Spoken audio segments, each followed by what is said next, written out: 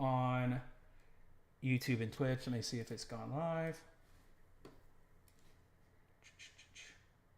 We are currently streaming to Twitch and Twitch and YouTube. We're gonna pull up the chat. We're gonna minimize this, and then we're gonna go live on TikTok. And I need to mute my phone. Go live. Running Gingerman Raceway is the title. And then we're gonna pop out this chat. We're gonna pop this down here. So Ryan,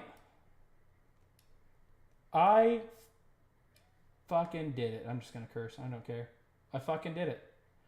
Everybody's like, no, dude, you're not allowed to talk about autocross until you go run a big track. You haven't run a big track, so you can't talk about it. Motherfuckers, I've done it. I ran a big track. And I think I ran a big track pretty successfully, considering my time for the number of heats. Let's hear a hot take.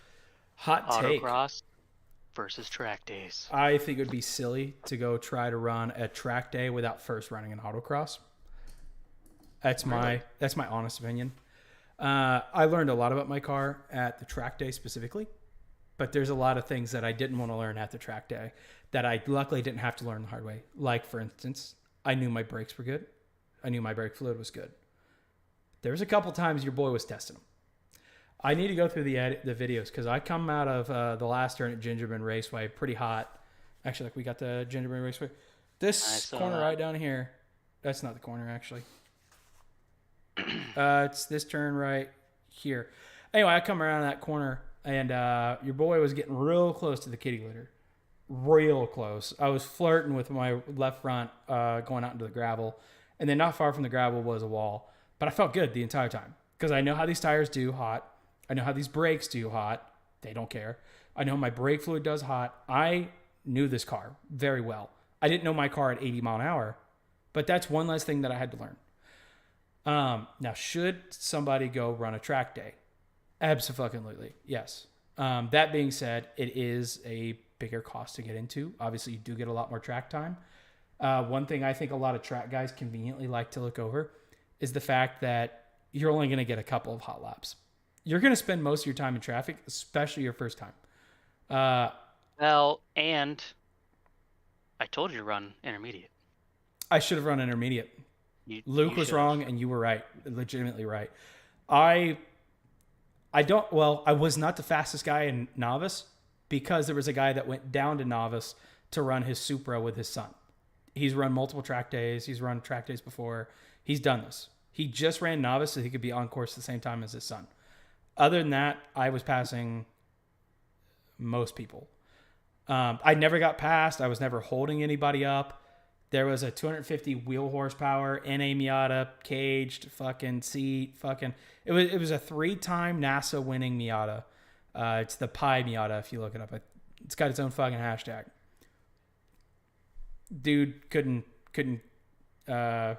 Intermediate's like the class that people who think they're slow are afraid to go into, and people who are fast think they're too fast to be in.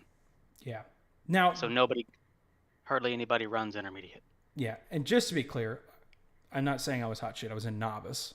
I just want to make sure that's very clear. It was very clear that I had enough experience that I think I could have skipped novice. You could push it a little bit. Yeah. Now the first 5-6 laps, I was glad to be a novice just because I was like, man, what the heck is going on here? But it was session number 1. I was already like, bro, move the fuck out of the way. I'm trying to get a hot lap in here. Now, if you're not into racing and you just want to go play with your car on the track, most people that go to a track day are pretty into it in the first place. Yeah. But if you don't have the flags, if you're not confident in your driving skill, it's fine to go novice. But just if you have previous driving experience, you're probably going to get a little stuck behind people. So our friend Luke was originally saying, when you were talking about signing up for intermediate, he was saying, don't do that. You don't know what you're doing. You guys are going to die out there. Oh my gosh, this is how you get murdered. I don't think that was true at all. I was Yeah. actually supporting him because I was like, yeah, he's right. These guys are probably going to be so much faster than us. But no, that was not the case at all. And if it ends up being like that, just ask to get bumped down. That's a really good point. Nobody's gonna argue with you. And if That, you're shit and you're dangerously, causing almost causing accidents, they'll put you in novice. that's a really good point. So And that's something nobody talked about. It's really easy to ask, hey, I'm signed up too high. Can I get pushed down? But it's a whole other game to get put up. yeah, it's not like a grade. You pick the class you think your pace is gonna be. Yeah. And I wish I had tried to go into intermediate, maybe my last class. I think that would have been a lot more effective. I'm sure they would have bumped you if you asked. Yeah. Because when I say people were holding me up, it wasn't like there was never a time where I was like, oh, I'm catching him very slowly. In 6 laps, I'll be close to him. It wasn't like that at all. It was like there's a car up going across the finish line. The very next lap, I'm like, oh my gosh, can you please fucking move? I've been on your ass for the last 3 corners. It was that big of a difference. I'll have to get the footage pulled off my GoPros and start editing them. But yeah, track days, 10 out of 10, would recommend. I think the question here is because I knew I was going to enjoy the track day. There was no secret. This is what we expected. The question is, do I see myself running more track days over autocross? I could see myself running more track days over autocross. That being said, I think now that you got your taste, it's gonna be more worthwhile to you to do like a full weekend. Oh yeah. But I mean, you're towing your Miata 4 hours, taking days off work. You might as well run 2 days or yeah, one full day. I think if I got Your time worth. 1 day worth of 7 heats, or what is it normally in a day? Is it just 4 heats, not 7? No, it's like 6. Dude, if I got 6 Depends heats in on a the day. day, are you kidding me? I think I'd be good. Yeah. Dude, Yeah. my arms were dead. Listen, I was tired. We're gonna come back to that. bet. We're gonna come back to that. My arms were dead sitting there cranking that Miata wheel, and the Miata's got decent power steering. Oh my gosh, I would not go out there Wear without power gloves? steering. Yes, I did. I had the Zamp gloves on the whole time, representing my boys. It was a great experience, but I could definitely see myself being like, I got 6 heats, I'm good. Pack it up, open the beer, time to start drinking. But now, I want to run a track day, or I want to run a couple track days next year. It's just, I feel like I'm at this point where it's like I either run track days or I run these seasons of autocross. Honestly, I'm now considering trying to run a track day, or like a track series, and then maybe do autocross week instead of doing drive AutoX. I don't know. It's a much bigger cost investment than what I've already planning for the autocross stuff. And that's something that's hard to get past. What's up, Greg? Thanks for popping in, buddy. So I don't know. Track days, 10 out of 10. Gonna run some more next year. If nothing else, at least a couple. I don't know. Maybe I'll look at like what budget it would be to just run a couple of like events. Track Nights in America, by the way, if you guys are considering running a track day, Track Nights in America puts on a great venue. This was a little annoying for me just because I'll get to it. So for the novice group, they actually brought you into a driver's meeting after each heat, which is great if you're brand new. But I was coming off track going, I need to check tire temps. I need to check tire pressures. There's a change I want to make in the car. I want to make this coilover adjustment. And I would come off. They go, everybody get over here. Everybody, come on. Get over here.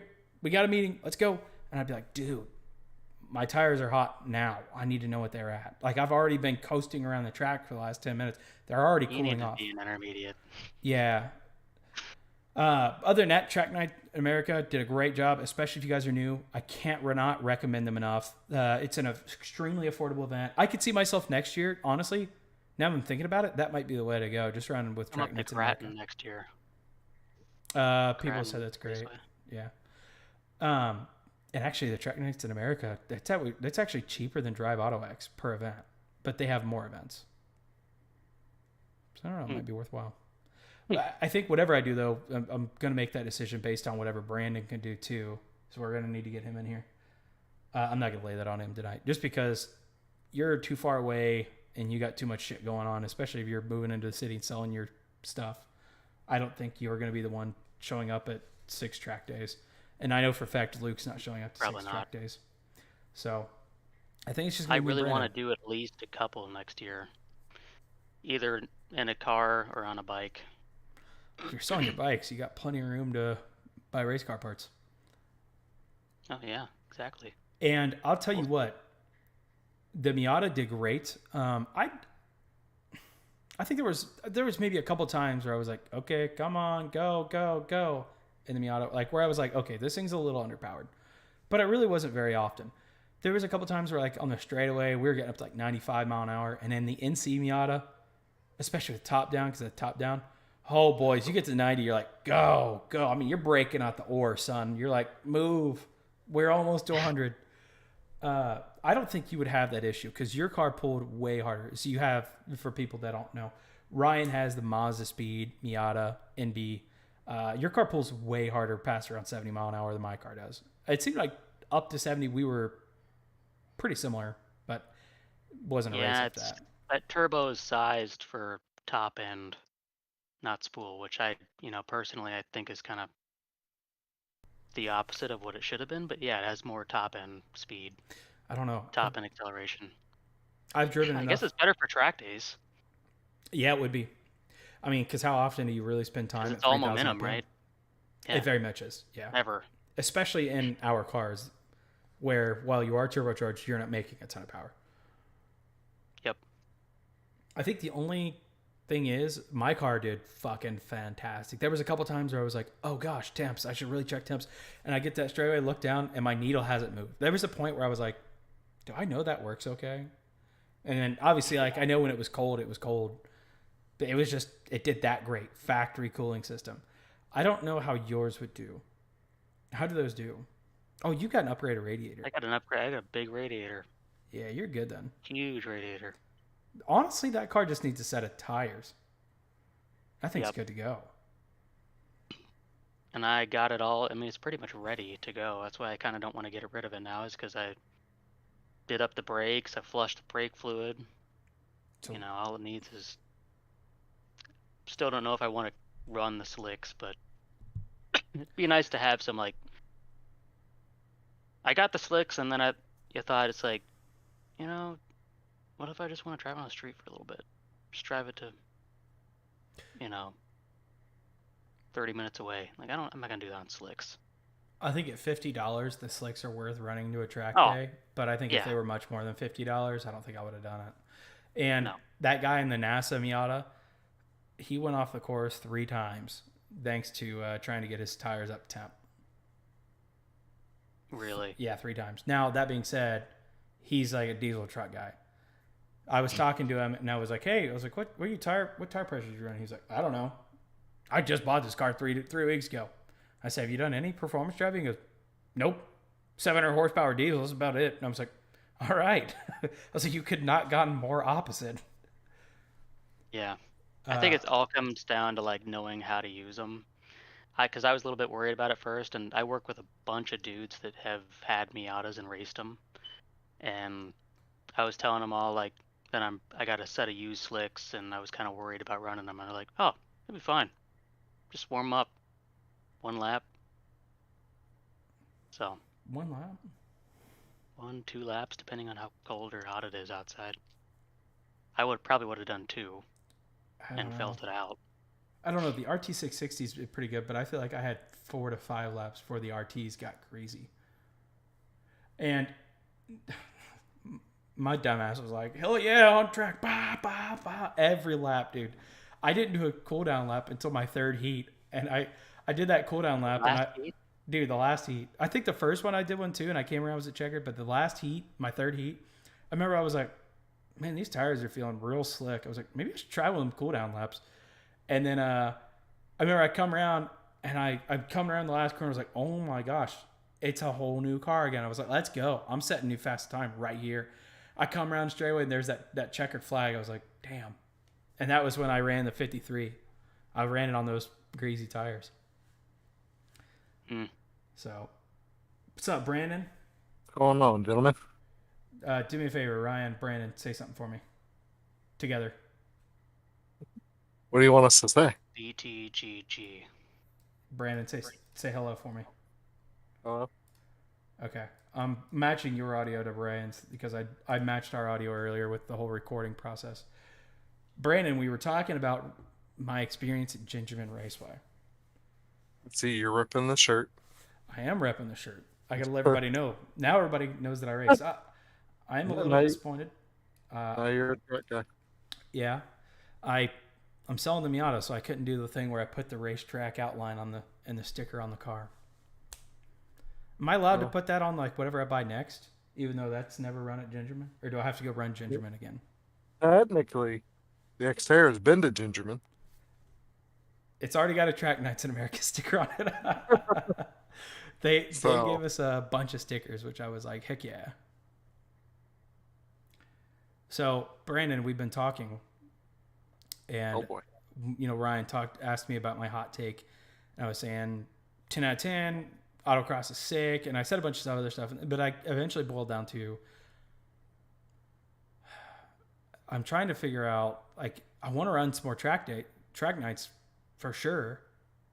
But we're already, like, kind of running a pretty costly season next year. And you're going to have a lot of stuff going on possibly. And I know I'll have a lot of stuff going on. So it's like, I almost feel like we'd have to bump autocross for track nights. And I was like, well, that clearly wouldn't work. It's easier though to prepare for like I got a track day coming up at the end of the month. We're gonna. Then you got the weekends. You're not always out on Sunday. Yeah. Some people are really into autocross, but. What's up, Rye? Thanks for hopping in. Rye just hopped in. But, Brandon, Track Nights in America was $120. Right. And the fucking Drive AutoX is $160. Makes me wonder how many events are in a track night in America. Well, how many runs did you get? Okay, Well, how many laps did you end up with? I ended up with about 30 laps. 32-minute laps. Yeah. So, okay, 30. Even if just taking the time itself out, 30 laps is equivalent to, we'll say, 5 autocross events just per lap. Oh, yeah. Well, I've already known all along that track nights are going to be, or track events are going to be more value, run time per dollar. We knew that. Yeah. But there is definitely a higher cost association. While the cost of the event itself for track nights in America is cheaper than Drive AutoX, we're also getting, like you said, maybe 5 events worth of runs in just one track night. How long do tires last on that? Now all of a sudden it's like, I can't run into next season with used tires. I need new tires. And the question is, will they run all season? And that's an expensive cost there. And then the brakes that I bought, people were saying, like on the Evo 10s and the C5 Corvettes, those are lasting about 3 events. Factor in the fact that I weigh 1,000 pounds less than those guys. Maybe I get 4 to 5 events. I still would need 2 sets of brakes. I was running OE brakes at autocross, so it's like, I don't know. I definitely think it's something that we should investigate and consider. But either way, I definitely want to run some track stuff next year. You also have to consider either car that I'm taking to a track day is going to be double weight-wise than what you're taking. That's right. So, good news is we could save a lot of cost on fuel. Dude, the Xterra towing over 3,000, probably 3,500, maybe 4,000 pounds. 14 miles a gallon on 33 all-terrains. What the fuck? Is that not shocking to anybody else? That's converter unlocked the entire time. That poor girl was just bombing down the highway. I was fully expecting 8 miles a gallon. No, it's not like 14 miles a gallon is good, but I was like, I don't know. Kind of shocking. So, anyway. So I drove back from the event as well. That Oh boy. probably sucked. It was I'm not gonna lie, I started getting a little concerned for a minute. It was about 4.5 hours to come home. It took me 5.5 hours to get there due to construction. Yeah, dude, it took me forever. Oh my God. I left at 7 a.m. thinking I would get there an hour before the gates opened. No, I'm sorry, I lied to you. I left at 8 a.m. and Google was telling me you can set your arrival time. Google was telling me I could leave at 9, and I was like, I'm not gonna do that. So I thought I was gonna get in there an hour at a time, and I stopped to eat. No, what did I stop to eat? Oh, I stopped to like eat something quick in the driver's seat of the car, and then just took back off for one lunch stop, and I stopped for gas twice just to give myself a break, let my legs stretch. And yeah, I left at 8, got there at 2:15, something like that. 15 minutes before the gates opened, which I was wanting more time than that to get set up. Anyway, got there, ran. Your boy was dead tired. Arms were fucking tired. And I'm sitting there talking to people the whole time. Made a couple friends. Guys were super cool. I actually added one on Discord. I need to reach out to him. And I was like, yeah, man, I'm staying the night. I think I'm just going to drink some beer if you guys want to hang out. Oh, no, yeah, we're going home. No, we just live right around the corner. Oh, us? Yeah, we live 5 hours away. We're going back home tonight. Oh, yeah, we're all going to take turns driving home tonight. And I was sitting there thinking, I was like, that sounds like I'm the only one staying. And I was like, night. It was a Thursday night. Well, I was sitting there thinking, I was like, man, out of all the cars here, what are the odds I'm the only person here, right? Like, I'm sure there's somebody else staying. We come back, and like, I'm just getting out of the car, like, still gross. I'm talking to this guy, and immediately trailers with cars are passing me. The cars are leaving themselves. And I was like, man, they're funneling out of here real quick. And I'm talking to that guy in the NA Miata. He's like, oh, man, you want a beer? Like, we're about to leave. And I was like, nah. I said, I think I got my own beer. I said, I think I'm about to go get a shower and hang out. And he's the last one packing up. And all of a sudden, he pulls out. And I'm like, all right. And I was like, all right. And I turn around to see who's left. And there's nobody.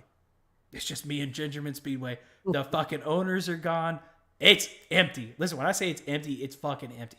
The only thing left now are like well, I said the owners left, but like a bunch of the employees left. The track owners out there like running a tractor around the track doing something, but they got headlights on now because it's getting dark. They're trying to get home. They're running. And I'm like it's time. This is what I said I was kind of excited for as well, like to hang out. And I was like, am I really going to sit here alone in the fucking dark in the middle of some Michigan forest drinking beer on a Thursday night? So I ended up... Boy, I was like, your boy left you hanging. Well... My bad. Well, I knew you weren't coming since the night before. And honestly, what should have happened is I should have came off. I should have just loaded the car and just went home. Because if I had loaded the car and went home earlier, I would have got home like an hour and a half earlier. I wasted an hour and a half talking to people and just bullshitting. Yeah. It wasn't so bad, like, when I did motorcycle track days, it was like the Friday night before the Saturday track day, everybody was camping. Yeah, it makes more sense packed. On Friday. Yeah. It was just weird though that like the track went hot at 3. I don't know how many of these people really left work early just to go run a track day in the afternoon and then went home. Like, I figured if they were there, they were probably just, all right, I don't work tomorrow. I took a half day today. Or I didn't go in today. Mm. But all in all, I'm not going to lie. When I hooked up the Xterra and I decided to fucking leave at 8 o'clock at night, there was part of me that was like, listen, Xterra, like, you did good coming up on the way out here, but we got to double down now. Like, I need you right now. I don't need you breaking down at some random Indiana meth town. Dude, it did phenomenal though. The Xterra towed like a champ, which is good considering the fact that all the cars I'm looking at buying and replacing the Miata with are farther away than the track day. So, and it's going to be towing more weight. So yeah, but trying to get the thing up to highway speeds. Oh boys, gotta give her a minute. You gotta listen to the little VQ run. Remember my Jetta towing the motorcycle? I think it was hilarious. I had to turn my fuel switch on and dump fuel into it to get it to pull it up a hill. So for the people hanging out, Ryan had an ALH 2001 Jetta diesel 2001 Jetta ALH manual. TDI. Yeah. Yeah. And for the record, he sold this car later because the rust had gotten so bad the strut was about to push through the strut tower. It was opening like a pop It was can. touching the hood. It was Yes. pushing on the hood. It was so the car was not mint condition. This man hooked up some jank tow hitch and decided to tow a motorcycle with his hood dumped exhaust and a switch hooked up to the. How did you do that? I never fully understood that. The fuel pump. Oh, I wired up a resistor to the. It was something to do with the cold start. Oh. Fuel adjuster switch. So essentially, the fuel pump thought it was constantly cold starting. So it was just Yeah, and pouring fuel. You could make it think, you could just infinitely dump more and more and more if you, depending on how much resistance you had on it. Well, the ALH, there's only like 3 electronic things on that engine. Everything else is mechanical. So I'm sure it'd be easy to confuse. Yeah. Yep. That's nuts. So yeah. Great motor. Horrible car. You know, you did buy it for $600. I did. So. But I see other ones for $4,000 and they look the same. Yeah. With less miles. Falling apart on the interior, headliner touching your face while you're driving. That car's over 20 years old now, though. That might be why. And it smells like you're in a Crayola box. Oh, that's the best part. What are you talking about? I love that. If you guys have never had a European car, you get that sweet, sweet crayon smell. They used a wax in the carpet, and it legitimately smells like a box of crayons. Exactly like it. It smells no different. Literally just like it. I kind of like it. I miss it from my Mark IV. So, speaking of racing, Brandon, you had a pretty good showing at the last autocross. How did that go? Well, you're giving me too much credit because it was definitely not a good showing. I'm going to bet probably 90% of the drivers over the weekend DNF'd. What was so hard about it? The wait times between runs. You would forget the course by the time we would sit and wait for about 20 minutes between runs just because of the airplane coming in. Oh, gosh. And we only ended up with 4 runs on Sunday. Oh, fuck that. Yeah. Yeah, I don't miss that at all. It's a good thing Luke didn't go to that one, huh? Right. He would have left complaining the entire time. Can you imagine him going and sitting for an hour waiting on airplanes to move and getting 4 runs? You'd never hear the end of it. But Jesus. other than that, I ended up second in my class, 10th overall in packs, and 12th in raw time, I think. Maybe it's reversed. 10th in raw and 12th in packs. But yeah, it wasn't a bad time anyway.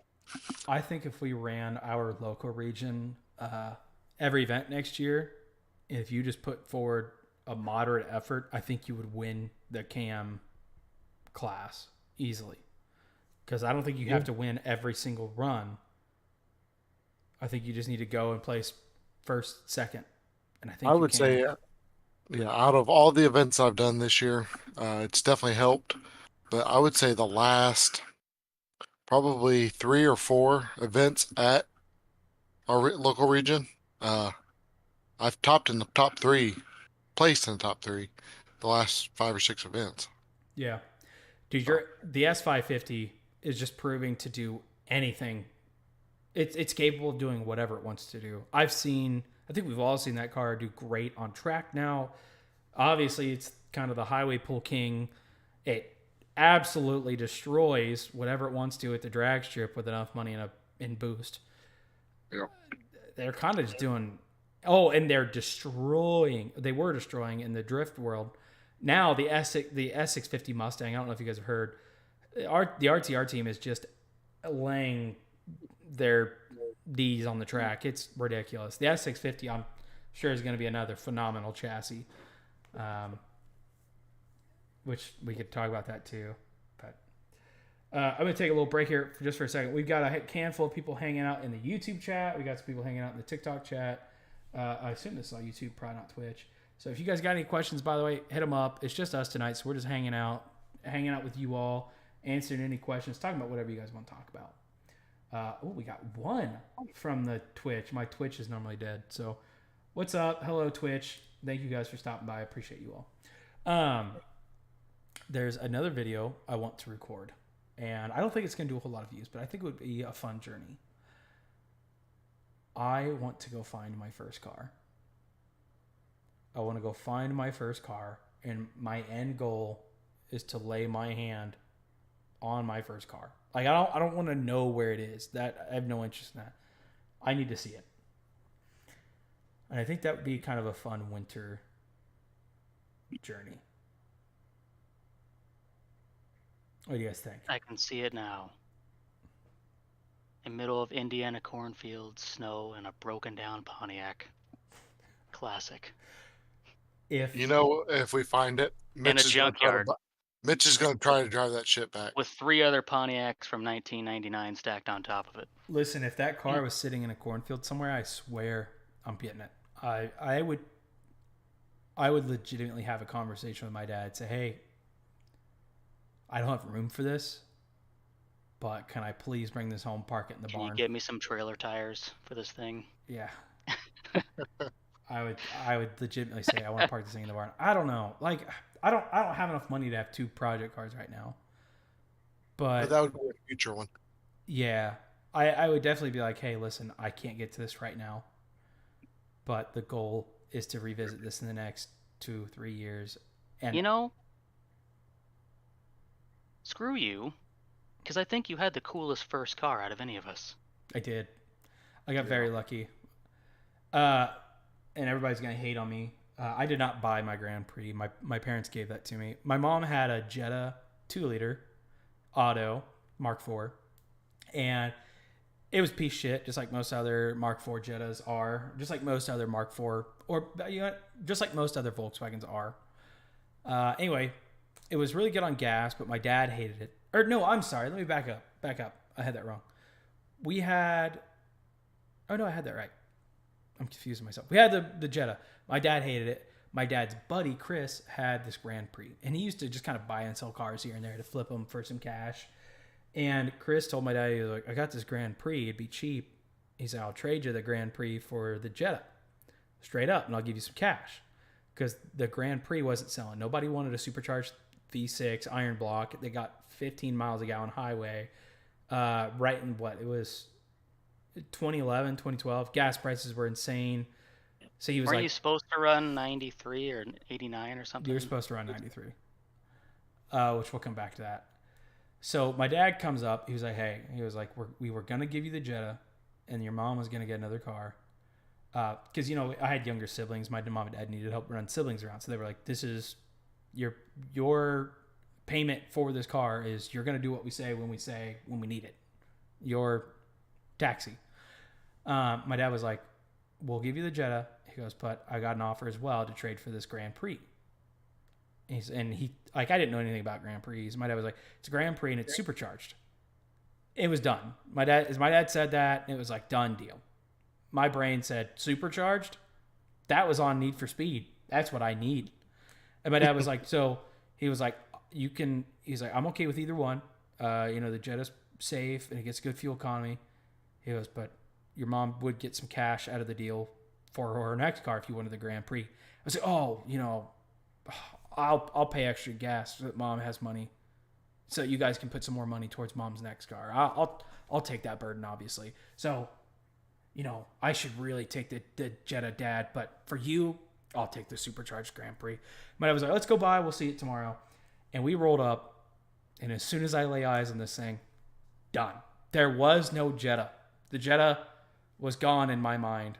And I saw this beautiful black sleek car with the wheels, had the 40th anniversary wheels, even though it was not a 40th because it was that special edition.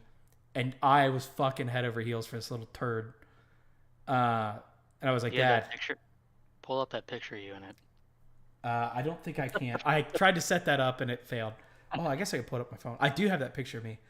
And I was in love with this thing. And, I saw the badge, GTP Supercharged. I was like, this is the coolest fucking thing. And that's what we did. We traded the Jetta for it, and that was my first car. Did I just delete it? I might have just deleted it. And my mom actually got a picture of me my very first time driving the car to school. And, dude, I was 80 pounds, skin and bones, because I was on every ADHD medicine under the sun, didn't eat, played football, so I already lost a bunch of weight. It was just me in clothes that were too big for me driving to school.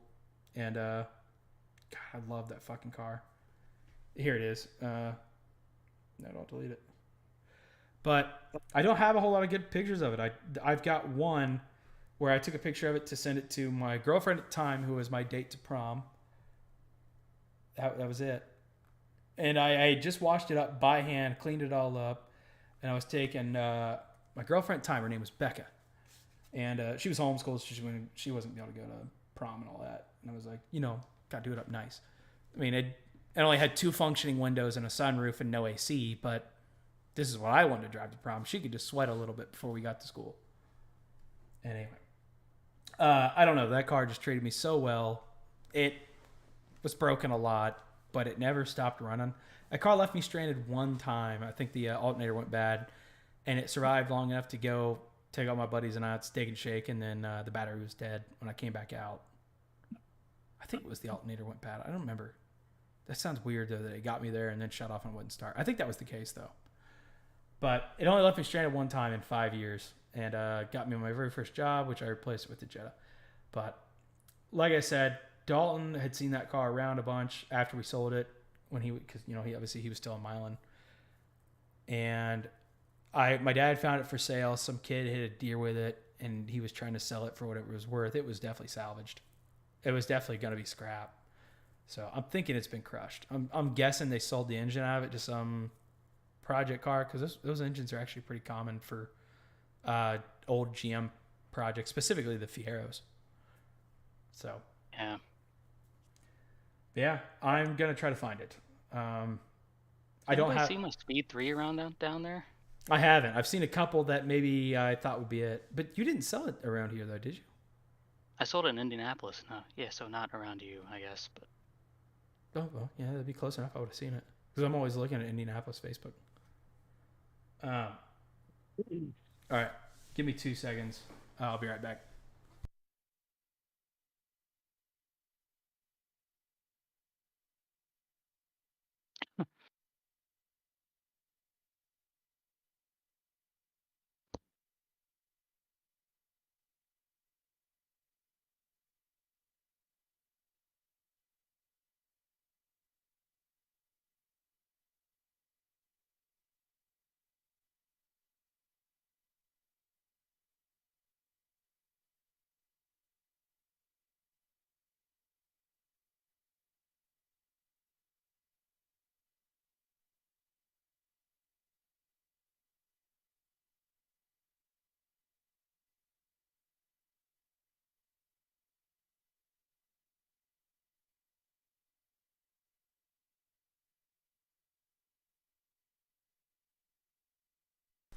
Boy, what the hell was that? Ryan, get back on here. Brandon, get in here.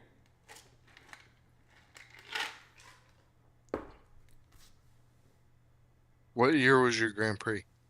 The Grand Prix was a 2001.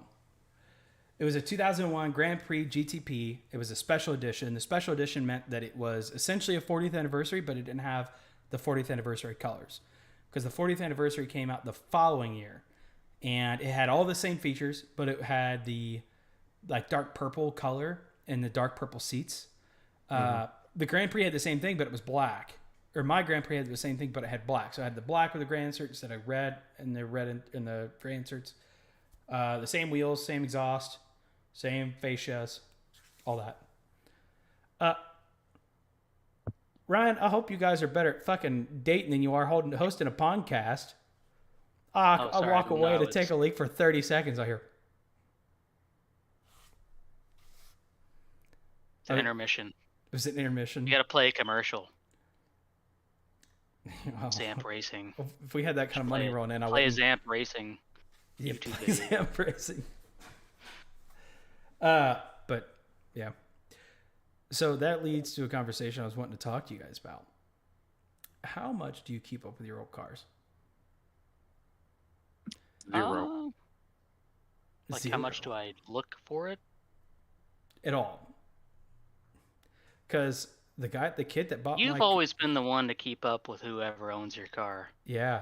So the kid that bought my Cobalt, every once in a while he'll send me a message, he found my TikTok, so he messaged me one time. But it seems like once every 3 months we'll have like a 5-6 message exchange, like, how's it doing? Well, yeah, my dad still tore up the synchros in it. Well, that sucks. He still has it? He still has it.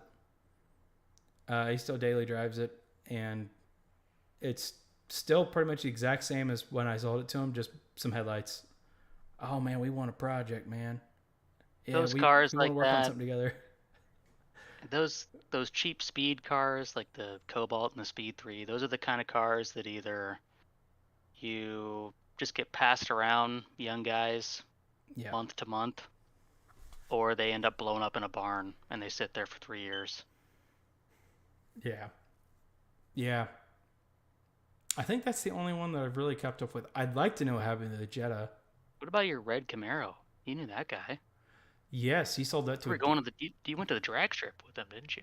No, we were trying to. So he bought that car. He took it on a set of slicks with a factory tune, I guess, and set one of the fastest times in a stock 5th gen at the quarter mile. I guess it was like 12th out of like 100 on the forums or something. I don't know. Did pretty good, I guess. I don't know how impressive it really is. And then he spent a bunch of money, put like a rear end in it, spent a bunch of money on like cam and heads and a bunch of other shit. This guy's dumped a bunch of money. And every once in a while I was keeping up with him, and he was never really driving the car. He was just building it. And then all of a sudden he was like, yeah, I bought a 4th gen Camaro. I can't afford this piece of shit anymore. And he sold my car. He sold it to a car dealership, nonetheless. I don't know how burnt he got on that thing, but jeez, Poor Rob. Well, I guess anything at a dealership, you're getting burnt. End of story. Oh, sorry, Brandon. Well, I don't luckily sell cars, so we're good there. Yeah, but sorry, Dad, if you're listening. My statement stands. My statement still stands. But I'm glad that you have a career. CarMax what? But CarMax is the reason I've got as much as I did out of my Titan. Because the guy at the dealership I traded for the Mustang tried to give me, I want to say it was like 27 for my truck. Mm-hmm. And CarMax said they'd give me 36. So Holy the dude crap. I'm like, I want 36 or I'll walk. And well, obviously he gave me 36. I ended up with the Mustang, but. Oh. Yeah. Wow. How much was the Titan selling for? That Titan, they had it online for 42. I don't think they would have got it. I'm sure they had to come down. But damn, that was also right before. Yeah, that was right before. If you're trading your car in at a dealership, you're making a mistake. Can we please go on car dealership stories? Everybody's probably done. We'll come back to the dealerships. But all right. Brandon, I was gonna ask. I had a question. I lost it. Damn, 36 though you said it was right around the time of what? Right before COVID. So it was like as things were starting to be impacted by COVID. Because I got rid of the Titan 2 years ago. So it was like literally right as like COVID started. Yeah. So that's closer to 3 years ago. 3 years ago, it was already shut down. I wouldn't work from home. But yeah, I know what you're saying. So I had a unique experience trying to sell my red Camaro to a dealership as well.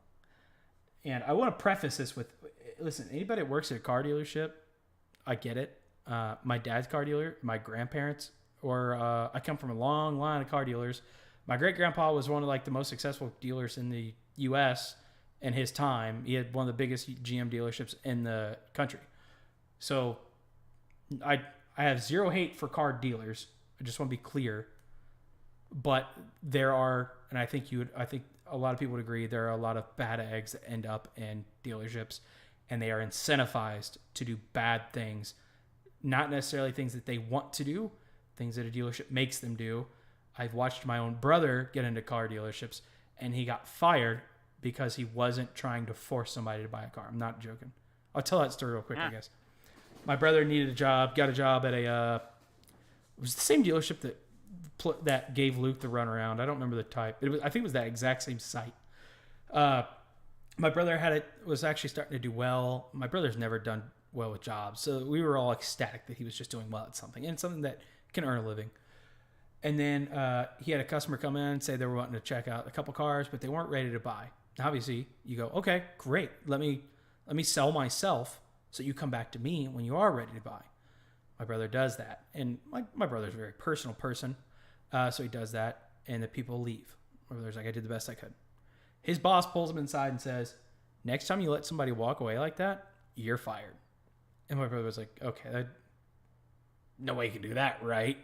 And my dad, who was a career car salesman, I think my dad saw this coming, but sure enough, 1 week later, somebody comes in. I'm not ready to buy. I'm just looking. Okay, of course. Let me help you around. They leave. Sure as shit, my brother gets pulled into his boss's office, and his boss says, I wasn't joking. Pack your shit.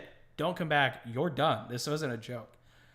And it was, I think that's pretty common for any sales position, but car salesmen are definitely the most cutthroat, or car dealerships are the most cutthroat when it comes to sales. Yeah. My sister's boyfriend just got a job as a car salesman at a dealership, and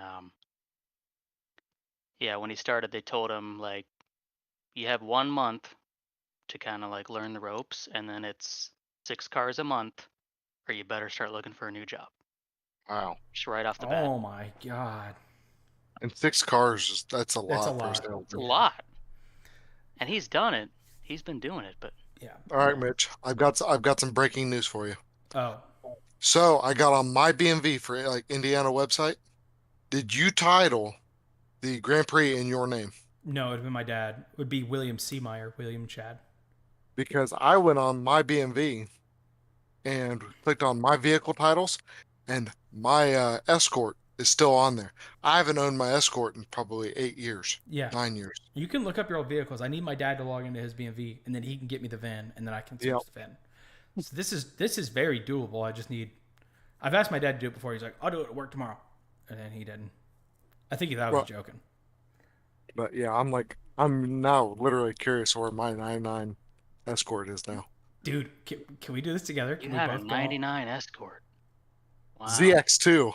Brandon, tell him I'm listening. I'm grabbing another drink. Yep. Wow, the ZX2. Yep. Did you ever drive one? Yeah, I did. My friend had one. They are such a fun car. Yeah, they weren't bad. That was the coupe, right? Yep. Coupe.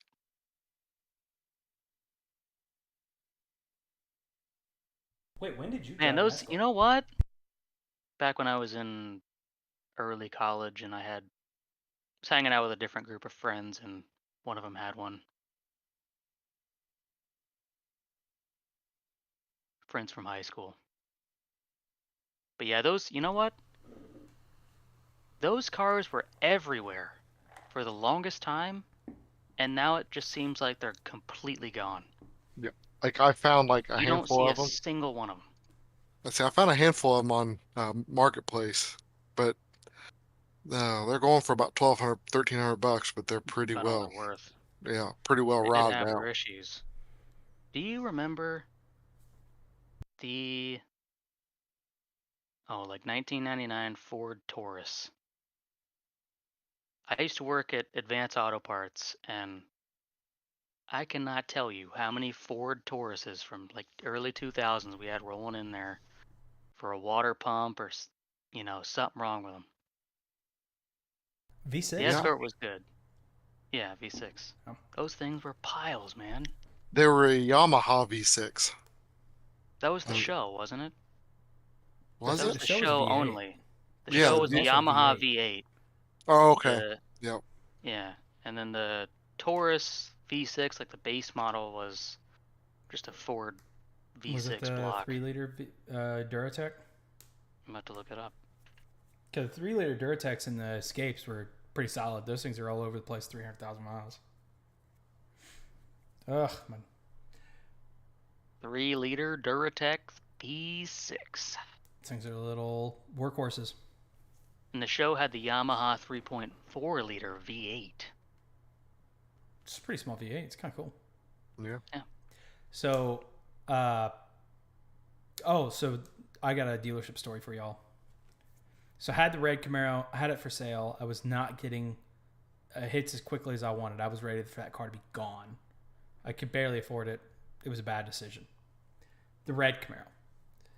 And I've got it online, and I have some dealership call me. He goes, and I don't remember what I had it listed for, but he calls me. He's like, hey, I'm interested. And I'm interested at buying it. I think it was like 19 grand. I had it listed for like 21. And I was like, really? He's like, yeah. And I was like, if you give me 19, I said, I'd be very interested. And he's like, I'll tell you what. He goes, why don't you bring it by? And I said, okay. I said, I just want to make sure we're on the same page. And I had put a lot of the information, like the defects of the car, in the description. I was like, it does have the cracked windshield, small crack. And I said, there is a scuff on the driver's side bumper. He said, oh yeah, that's not an issue at all. Not an issue at all. Yep, bring it by. Let me take a look at it. And I remember I was like, also, it's got long tube headers that may or may not have catalytic converters. You cannot confirm nor deny that allegation. He said, oh, not a problem. People are going to want those catalytic long tube headers. So I took the car by, and I show up and I said, hey, you're the guy I'm talking to? He's like, yeah, man, yeah, the car looks good. And he's checking it out. He's like, oh man, it looks really nice. So well, thank you. He was like, I'll tell you what. He goes, I'm just going to take it for a little test drive. I said, not a problem. Here's keys. And another dealer, another salesman has now walked out, and he's kind of keeping me company. As this guy proceeds to hop in my car and pull up to the stoplight. There's a stoplight, and it goes right. And it kind of goes down the road. And I'm talking to this guy. He's like, so you're thinking about selling? I said, yeah. I said, it's just too much money for me right now. He goes, that's understandable. And we're talking about that time of year. Bum, bum, bah! And he just fucking lets her eat. And I'm not talking like a full throttle pull. I'm talking clutch dump, lighting the tires up. And the car was loud. I could hear it clear as day. I'm sitting there with the salesman. I look over, I'm like grinning like, this motherfucker really, like, y'all haven't gave me any money for that fucking car yet. Those tires aren't cheap. So I don't know what motherfucker's paying for the tires that he's sitting there burning off. And I'm giving him that look. I haven't said it. And he's looking at me, he's like, oh yeah. And then he changes the subject real quick. And you hear the guy, fucking grabs the next gear after lighting the tires. And I was like, okay. You know what? I was like sitting there, was like, you know what? They're giving me 19. I don't care what the fuck they do with the car. So he pulls back in after he just fucking did a fat burnout, rips the piss out of this car. And he goes, I go, yeah, it runs good, doesn't it? He goes, yeah, it does. And he was like, so, you didn't really talk about this one thing. And he proceeds to nitpick the fuck out of this thing. I'm like, yeah, it is an 8-10-year-old car. It's used. This shit's going to happen. I mean, dude, he's talking about like tiny little rock chips in the bumper from this thing, like being on the highway. And I was like, really? He goes, yeah, I think I'm going to be closer to 15. I was like, 15? Are you fucking kidding me? And I literally looked at him. I was like, you just did a fucking burnout in my car. And then you're going to come back and offer me $4K less than what we fucking talked about on the phone? I said, $4K? Oh, yeah, man. Well, you didn't really tell me about all this shit. I was like, I told you about the big shit. The shit that matters. This stuff, it's a used car. And he's like, I think 15's best I can. And Luke, by the way, I called Luke, who was my roommate at the time, for those who don't know. And he's got a 6th gen Camaro. He rolls up in the 6th gen because he's thinking like, Mitch is selling his car. I'm going to make him regret it by having to ride in the big loud V8 on the way home, right? Luke is now sitting behind my car in his car with it idle and just like waiting, sunglasses on, doing that Luke thing. And he sees me get back in his car and he calls me as I'm like buckling up my seatbelt. A call comes over here. He goes like, what are you doing? I said, this motherfucker just did a burnout in my car and offered me $4,000 less than we talked about over some like rock chips, like minor stuff. He's like, you should have burnout then. And I remember I was sitting there, I was like, you're right, I should do a fucking burnout right here. And I swear, both salesmen are still sitting right next to the fucking car. I put this motherfucker in drive, put my foot on the clutch, or I put it in first gear, And I'm like sitting there, I'm like, I'm about to do a fat fucking burnout right now. And then I realized I've got 50, 60,000 trucks all around me. $60,000 trucks all around me. I'm like, no. Oh, So, buzzkill. yeah. So You should have just said you did it for the podcast. I should have just did it. I should have just lied. So I took off. I was like, fucking piece of shit, like mumbling under my breath. And then I hear this, whum, bah! Luke does a fucking burnout in the driveway. Like, not a very big one, but he definitely left some marks. And I was like, I remember I got back on the road. I'm calling him fucking giggling. I was like, did you really do a burnout? He's like, yep, fuck him. and then we ended up like leaving. I ended up selling the car to that guy. But, that fucking day, man. That in the day that he tried to buy that, his truck, his Colorado. Oh my gosh. The day that you did a burnout on their driveway. Can I get your permission to publicly shame a dealership on the podcast? I don't give a fuck who you shame on the podcast. I've openly. What was that dealership? Oh, what was that dealership? No, we let's went get to their for name. Luke's truck? Actually, let's get their name. Fuck those guys. If you get their names, you That have was- permission to name drop them and address drop them. This is all You should legend. call Luke. Call Luke and ask him. He might. No, didn't you say your brother worked there? I'm pretty sure that was the one that my brother literally used to work at. Because I remember my brother worked at the same chain, but I'm not sure if it was the same location. Hold on, I'm gonna find it. But I think it would have been. Watch him go, yeah, I know, I'm listening to the podcast. What are you calling me? And then we'll tell the story. Look on you. He always goes on the YouTube chat. I have Jeff the video. Weiler. It was Jeff Weiler. He just answered the phone. Jeff Weiler, but was it a Chevy dealer? It wasn't a Chevy dealer because remember the guy told us to go to. I'm gonna get the right one. I'm looking on Google Earth or Maps to make sure I got the right one. Was it a Jeff Weiler Ford? Weiler. I know for a fact it wasn't a Chevy. Do you want to tell the story or should I tell the Was story? it a Dodge? It might have been a It was Dodge. definitely in Cincinnati, wasn't it? Yes, because remember we hit that fucking snowstorm. There was a on our home. Mazda dealership next to it, right? Because we sat in that Mazda. Yeah, because that's when you and I went and looked at all those new Mazda 3s. Hold on. Yeah, that was the same day we got caught in that snowstorm in the Jetta, and it was cold, and I was fucking a little scared, not even gonna lie. Remember? 3D Yeah. rallying in my Slam Jetta with 40-year-old tires. Yeah, if you remember correctly, we went back, we got the Escape, and we did four-wheel drive drifting in the Escape. We In did. the snow. I gotta look up that video now, and I'm gonna, because I have a video of you allegedly doing a burnout in Jeff Weiler in Ohio.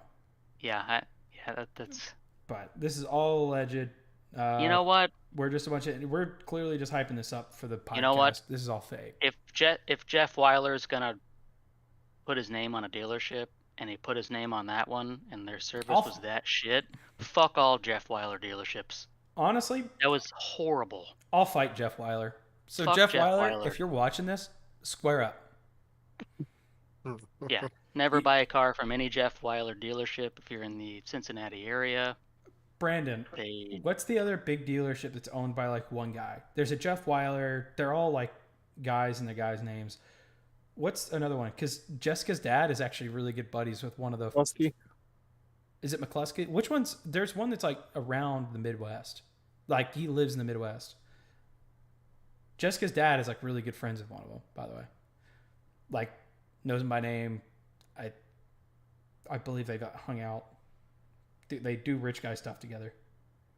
Yeah, I'm not sure of any other real big ones. Like Anyway, to wrap Midwest the ones. story up. Oh, you We got to tell it spent- real quick. So Luke wanted to go look at a truck. You know, he's looking to buy a sensible truck to get him around and haul stuff. You know, he's looking for a good deal on a Chevy Colorado, right? Nothing fancy, nothing too cheap, right? You know, pretty middle of the pack vehicle Mhm. to be buying.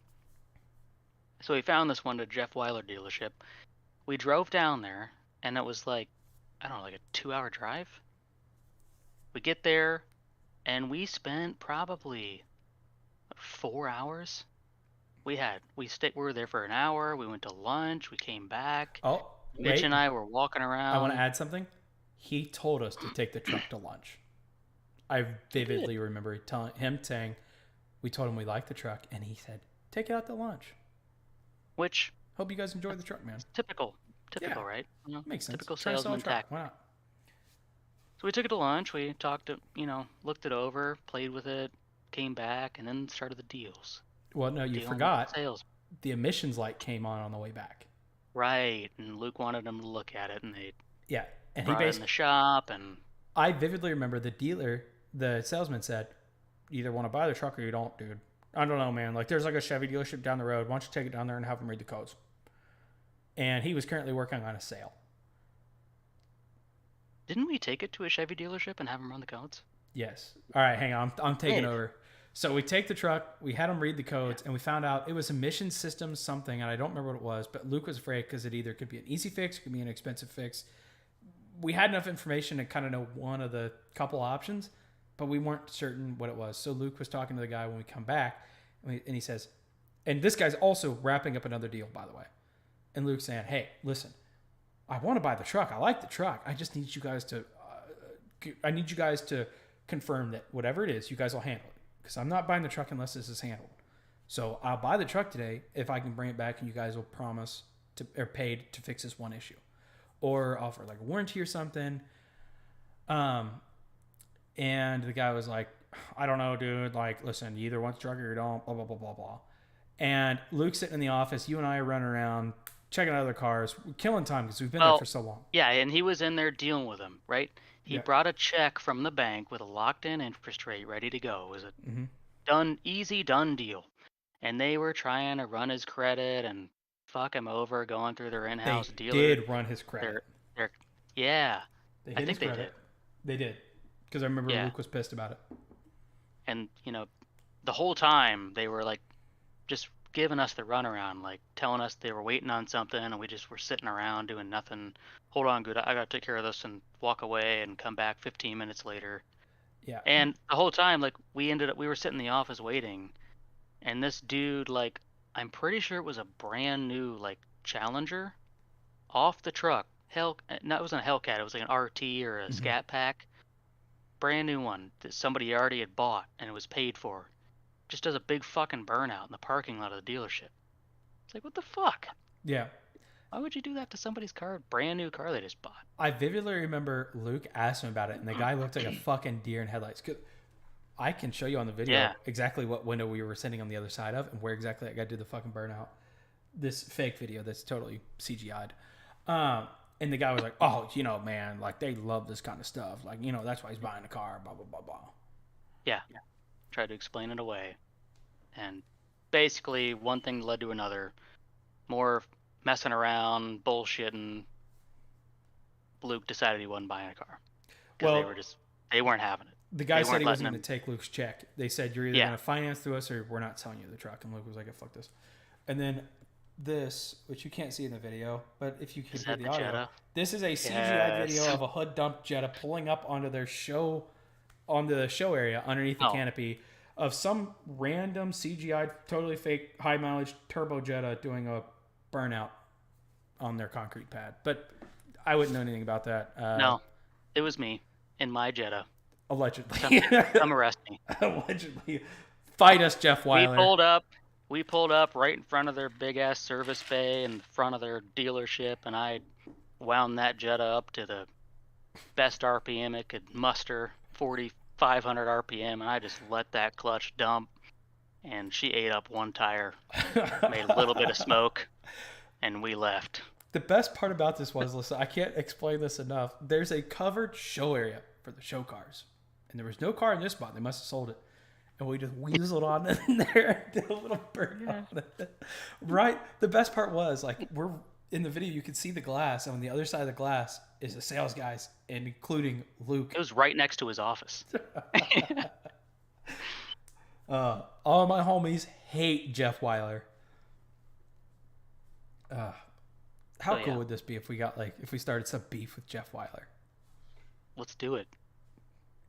What does he got? I don't think Jeff Weiler cares. Well, he's got a lot of money. We He don't. probably does. Yeah. So I don't think he's watching some couple. What if he's like a big fan? He's like, man, that kid's engineering explains video. So he did what? What He the did hell? to my dealership.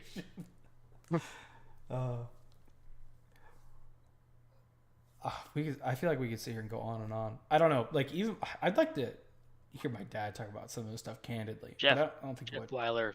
I don't know you, Jeff Weiler, but you need to clean house. Jeff Weiler. If you're not the problem, you need to clean house. Jeff Weiler, you are the problem. I just want to make sure that's perfectly clear. I firmly believe you're the problem. It's because of the fact that you don't pay your employees worth a damn, and you're living high and mighty. That might be why they're encouraged to do some things that they don't want to do. It might also be, actually, never mind, I probably shouldn't say that. I know of a Ford dealership. That might have already lost their fucking franchise doing some sketchy stuff. It's crazy, bro. I don't know.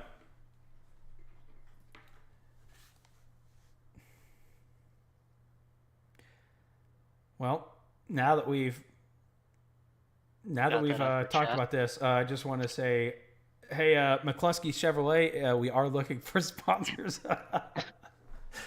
If you guys would like to sponsor the podcast, I don't know. It just sucks, man. It sucks because it's like it didn't have to be that way at all. No, I mean, there's a bunch of car dealer salesmen like going viral on TikTok. Brandon, have you seen those guys? Yeah, there's a handful of them. One from it used to be Kid Chrysler down in Lawrenceburg. Oh, what's the name of it? Now is it Abe? Oh, no, you're talking about the actual dealership in Lawrenceburg. yeah, it's the Chrysler dealer down there on 50. You know what I'm talking about? No, I don't. I only know of Let me look. a unique Ford dealership down there. I know of another dealership that a family friend owns.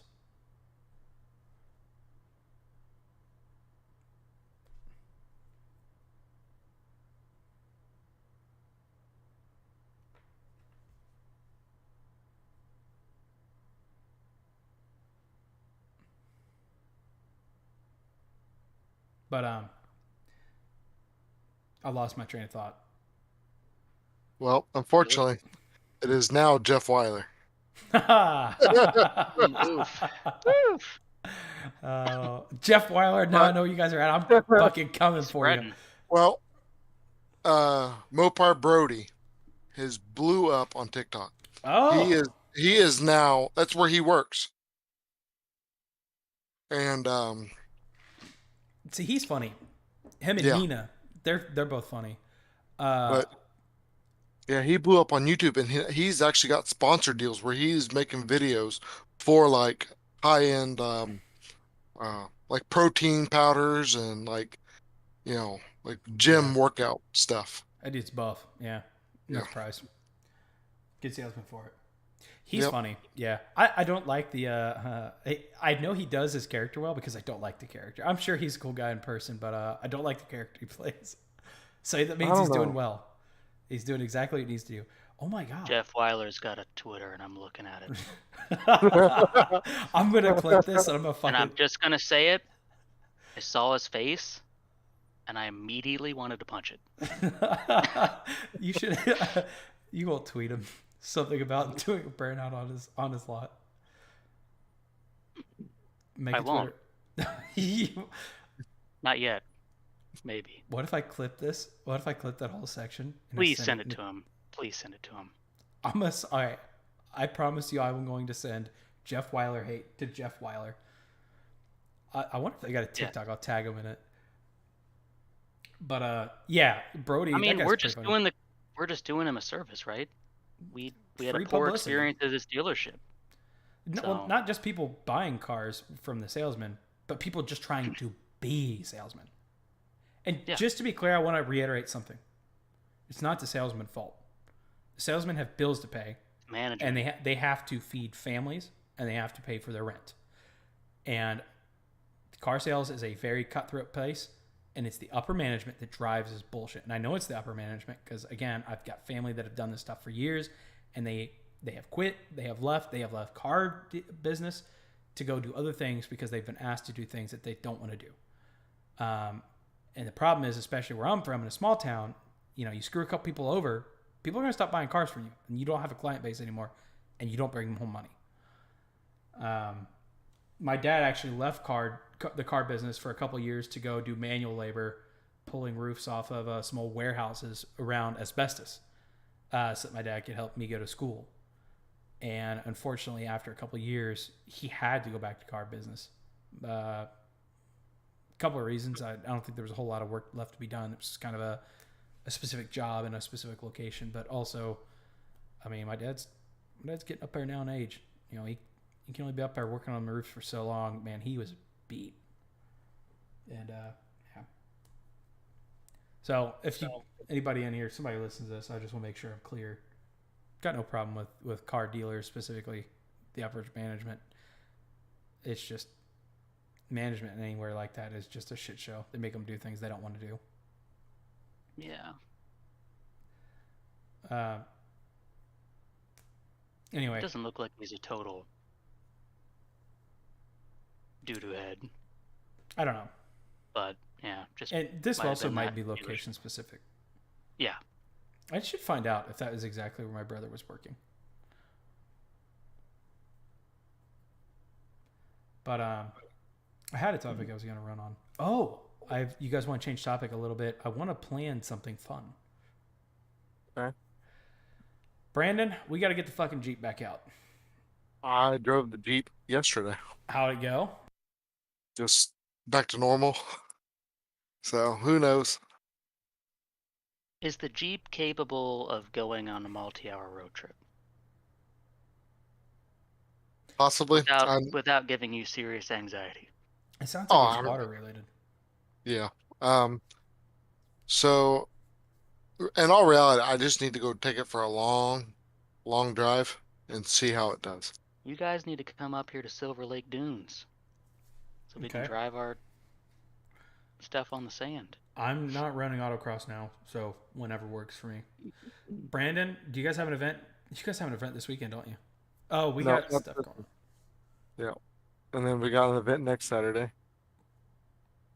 Then off. And then, so we only got three more events? 2 more events? Yeah, but the only thing is, we're starting to look into mid-October, and mid-October in Michigan is a little bit different than mid-October in Southeast Indiana. Oh, when are you guys trying to do this? Before snow hits, as soon as possible. It sounds like we need to do something the next week that we're all free. Oh. We need to just schedule it. I'm not in a good place to do much right now. Oh, why is that? I'm moving. When? Like within the next month. So pretty much you're done for the season. Well, once I move, I'll have a lot better of an idea of when things are going to happen. But right now, it's kind of just still up in the air. Well, you're pushing into snow territory for you. You know that, right? Yeah. I mean, I'm down to do some snow stuff, and actually, the brand is XJ might enjoy the snow. We can still go to the dunes in the snow. I mean, we have off-road vehicles. Where are we going to sleep? I assume we're camping. I'm not camping in we the have snow. To camp. I can't camp in the snow. I have to buy a diesel heater, and I don't even want up to buy a diesel heater. November, you're not gonna see that much snow. I mean, maybe like 1 inch over the whole month, like average or total. It just might be a little chilly. I don't want to camp. If it's like 50 degrees, I don't want to camp. Okay. Yeah. I think 60 degrees would be good. As far as snow goes, I need to get the Xterra out in the snow again before I sign up to go do a road trip and go driving in the snow, because I had it out in the snow flurry and it was I don't know if I was on ice, but the tires left a lot to be desired.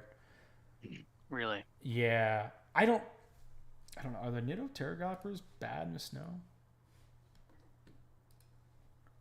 Hang on. So actually, so I'm moving, and also Tim and I are planning a road trip to Canada sometime either late this year, like October, November-ish, or early next year. I don't know.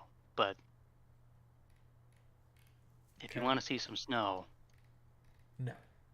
but that's a road trip for you. So That's a long road trip. it's a long road trip. Um, sorry, I'm actually reading a thing on it.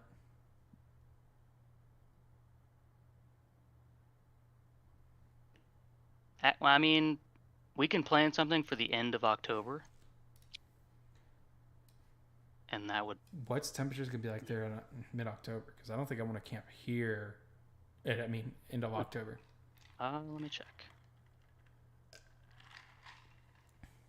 Are you moving in early to mid-October? Or are you moving in like November? So I gotta be moved out of here October 31st. Oh, okay. Well, So yeah, I have to find a place and like start packing my stuff up. And how far are the dunes for us? You said, what are they called? Silver Lake Dunes. It's a little bit north of Gingerman. Brandon, what do we determine the weight of the XJ is? I might look it back up. Because it sounds like if worst comes to worst, we get down there and the XJ needed work, we just have to rent a trailer for about $50. Yeah, I mean we'd be able to get him home, no matter How what much? happens. How much does the Miata weigh?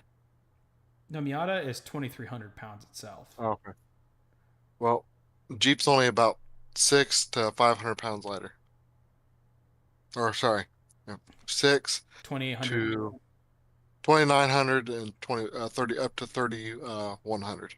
And just for the record, I'm planning on towing 3,000 pound, 3,100 pound RX-8 the same distance here soon. So this is a case of what do you want to do? I think it would be fun. Okay. How far is your house? Your house is going to be a long ways from the dunes. It's 3.5 hours straight west from me, northwest. Okay. Are you talk? So where are these? They on Lake Michigan? Yeah, Lake Michigan. Okay. Okay. Also, Brandon, Yes. especially if we go out in the snow, bro. I want you and I to take a Saturday, get a case of beer, crack one open at noon, drain that cooling system. I want to see what we can do. There's no reason why the heat just wouldn't work unless it's there is a Oh, your heat doesn't work? no, his heat doesn't work. So okay, Hey, I'm gonna ruin. I'm gonna Give me the ran rundown on the Jeep. Give me the rundown. uh-oh. So coolant has been drained and filled multiple times. Yes. So that's that's not gonna be an issue. I don't think that's Yes. so. Years ago, when I lived in Gary, Mm-hmm. I think I want to say it was either water pump started leaking or a radiator started leaking. So I replaced the radiator, water pump, thermostat, um, what else? Hoses, like pretty much the whole nine. I pretty much replaced the entire cooling system. Since that day, the Jeep never gets to operating temp. And it will not get warm. It'll get warm enough to like defrost the windows, and that is it. Yeah, but there has to be a cause. I know you're like we're sitting here thinking like, And get it up to 10, right? Yep. but if we spent like an entire Saturday, like let's boil some water. Let's let's measure what temperature does it take to open this thermostat. Oh, okay, the thermostat is doing its job. Well then, You know, I wasn't I've going to ask because I assume you've already done it. The thermostat. I've replaced the thermostat 3 I'm times, sure you. Yeah. Okay. and I've put in a because when I first did it, I put in a 165, just because the Jeeps have the overheating issue. So I'm like, I'll protect myself from the overheating issue. Then last winter, I replaced it with the 195, I think. Didn't change anything. So this summer, after our off-roading adventure, I switched it back to the 165. Have you gone through and actually like Interesting. grabbed hoses as it warms up and says, okay, yes, thermostat's closed. We're not flowing anything through the radiator because the radiator hoses are all cold, blah, blah, blah. And then, oh, there it is. It's now flowing through the radiator. Radiator hoses are hot. Like, have you done a check to like find out exactly where coolant is flowing? To like, we know the thermostat's doing its job, right? But like my thought is like, do you think the block could be gunked up? Coolant passages Well, in the. if the block was Wouldn't that gunked cause up, overheating? it would be overheating. You're right. It would be overheating. So most of your issues that like come to mind will create a overheating issue, not an undercooling issue. Have you tried And taping up part of the radiator during the winter? I was just gonna say that. Put cardboard over your radiator. I did. I put it in front of on the grill. I did it, but it didn't change anything. It still would not get up to temp, Does your coolant temperature sensor work? as far as I know. And It will climb. I Have promise you you, replaced it? I have not, but it does climb when you sit in traffic, or just let it idle. But Did you change the just heater normal core? street. Is the No. needle in your instrument cluster You didn't stuck? change the heater core? No, I have not changed the heater core. But But it doesn't get hot. yeah. Wait a second. So like you can literally watch the gauge. It'll come up to quarter gauge, and that is all it stays. How much is the heater core for that car? $20? Who knows? You For gotta the pull the Escape? dash on mine. Yeah, you had to pull the dash on the Escape too. You know what I did? I unbutted half of it. I like bent back part of the dash and I fucking popped it in, popped it out. It was $40. Listen, Did the you Escape. put an alternator pulley on your water pump? I did not. Are you questioning his mechanical ability? No, I'm just making a But- dumb joke. Listen, I know you've got more experience in that kind of stuff, but it sure sounds like when my heater core was clogged in the Escape. The Escape, it would not blow anything warm into the car. And the Escape confused me because the gauge would only come up part way. And it sat at about a quarter. That's where the normal operating temperature was on my Escape. And it wouldn't go up any further. And I always thought it was not hitting temp too. So Ryan and I replaced the radiator or the thermostat. And eventually I just said, fuck it. I'm not driving in cold. Let's just change the heater core. I'm desperate. And I changed it a bunch of times too. And what I found was that fixed it. And what it was doing beforehand is it would flow through the heater core. It just wasn't near enough flow. It was not near enough. There was not enough volumetric flow through there. Yeah. It was all clogged. But dude, we fucking ran water through it. I blasted the heater core specifically at risk of We filled it with bursting CLR. You remember that? Yeah, we filled it with CLR repeatedly. We tried to flush it. We got really I legitimately bought a connection that screws onto your hose, your garden hose, and then you connect it to your fucking cooling system to force feed water through the cooling system because it was all gummed up. It was bad. And what mine was doing is, yeah, when you're running down the highway, you have all that airflow. It wasn't blowing anything warm. Now, if you come to a stop, you put your hands up to the vent and heat your hands back up. But other than that, if you're moving at all, it was not. Or no, I'm sorry, I told you backwards. If you had the motor turning like on the highway and stuff, it would blew okay. But as soon as you come to a stop and the RPMs drop, it was cold. That's right. Because I remember it was really bad on the way to work. It wasn't so bad on the highway to go see Jessica. Oh yeah. So mine's the opposite. So if you sit in traffic, it will get warm. It'll get to operating temp and will be golden. Soon as you start moving, it drops temp. How hard is it to pull the heater core to where we could just run water through it and make sure it's flowing? Oh, that's no big deal. It's just two hoses. I really want to see this thing blow. Dude, I don't know, 5 hours in a fucking cold car. And then, by the way, that's just going there. That's not running through the fucking snow. That's not getting out and spotting in the snow. Well, the big thing is at that point, it would be cold outside, so I'm not having to worry about overheating.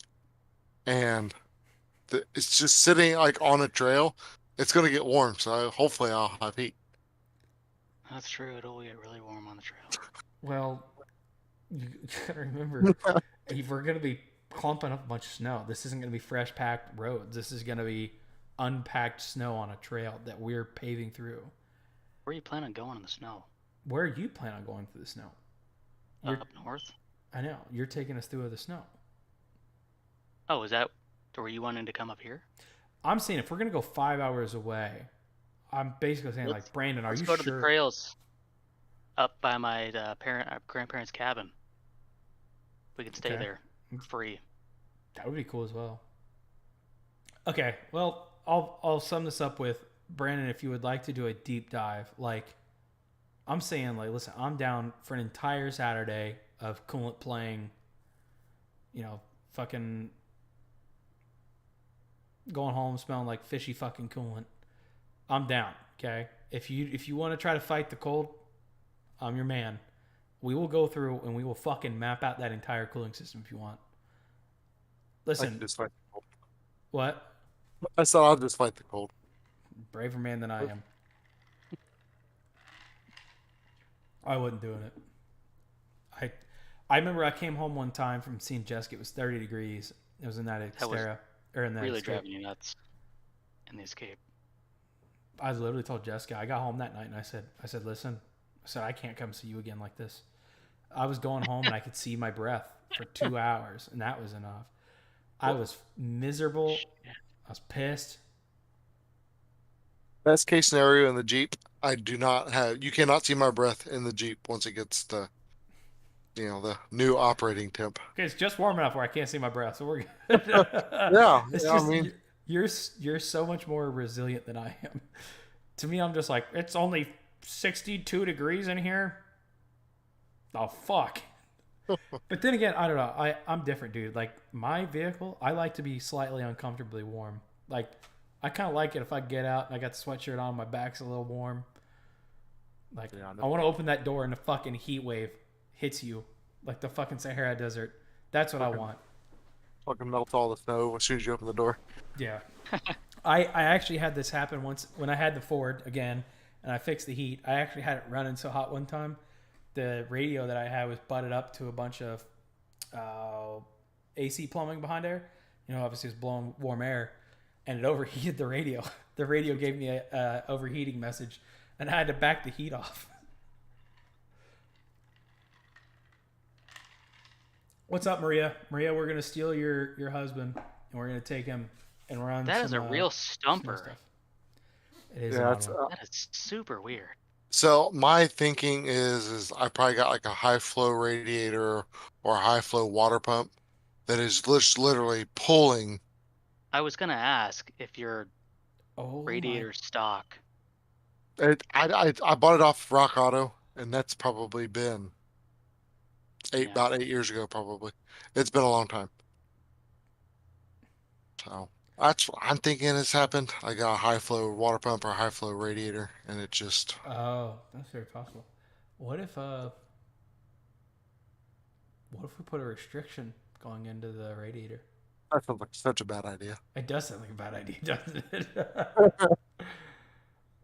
But I don't even know what if we deleted your radiator? Just run it on methanol? Yeah. Oh.